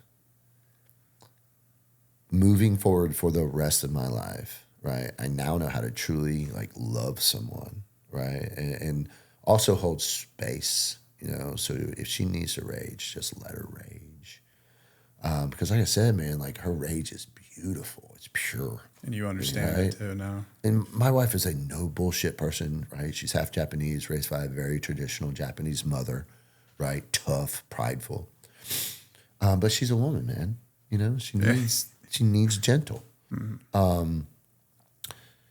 It wasn't long after I got home, man. She got pissed about something and was fucking mad. I'm sitting on the front porch, and she's stomping around. And we had just come from the gym, so she's got her sports bra on, and freaking, you know, she's got her shoulders all pulled back. She's got these little traps, you know, And I'm like, hell yeah, darling, let it out. I'm like cheering her on, where before I would try to talk her down. Mm-hmm. It's not what she needs. She just needs to let it rage. It's intense. It's not going to last that long, right? She's going to burn out. She's, you know, sooner or later. And she's about 25 meters out in the front yard stomping around. I was like, your traps look great. Your fucking shoulders are jacked. And she paused. She heard me. She can't hear when she's there. She can't hear a word I say when she's in that space, right? And dude, she paused, and I was like, holy shit, she heard me. So since then, it's been amazing to watch, right? It's not like you're talking about like maybe once a month or less, right? You know, she gets pissed and wants to rage or whatever. And instead of trying to talk her down, I'm just like, fuck yeah, let's do it. You want to throw some shit? Let's throw some shit. You want to break some shit? We can break some shit. It's our shit. She doesn't, you know, like I think most dudes grow up like punching holes in a wall or something like that. She's just not like that. Well, it was kind of cool, man, because in that same instance, I'm like, I'm like, you want to throw some shit? She's like, I was like, let's throw some shit. So it's kind of funny, you know, like the ballistic blocks, like in the gym or whatever, you can drop the weights on, but they come out of shoot houses. Yeah. Well, we have one, and it's like stuck right at the fence because one of our dogs would get out at that fence. So it was a temporary little put that there. She runs over there. Well, those blocks weigh like $150. And yeah, she has a 300-pound deadlift, but still, like, you know, if you have a 500-pound deadlift, you can't pick 250 up and throw it. No. She picks up this block and throws it, and it lands like at her feet. She just looks at it. I was like, well, that was fucking anticlimactic, wasn't it? And she's like, fuck that block. And kicks it, storms off, comes over, sits down next to me and goes, I'm like, okay? Yeah. It was awesome. If it was not for Ibogaine showing me that shit, I would still be the ignorant meathead that doesn't know how to deal. I don't want to use that. Doesn't know how to interact with her. We talked about the empathy earlier. There's that empathetic feeling of like, now you understand the experience. Now I get it. Yeah, man. And it's fucking awesome. And so in the last 6 months of our 15-year relationship, we've grown more in the last 6 months than we have in the first, 14 and a half. I mean, connected. Truly fucking connected. Like people talk about soulmates and shit. Nah, man. I mean, truly connected. Yeah, man. It's fucking awesome. Tony, brother, honestly, I don't think there's a better way to end the podcast than with that. Because, like I said, I said this with Marcus on the show, but we're entering a new era, and I think, I hope so many guys will take us. Tons of guys obviously watch the show and stuff, whether it's MMA or this or that. It's like the profoundness and the opportunity that's there.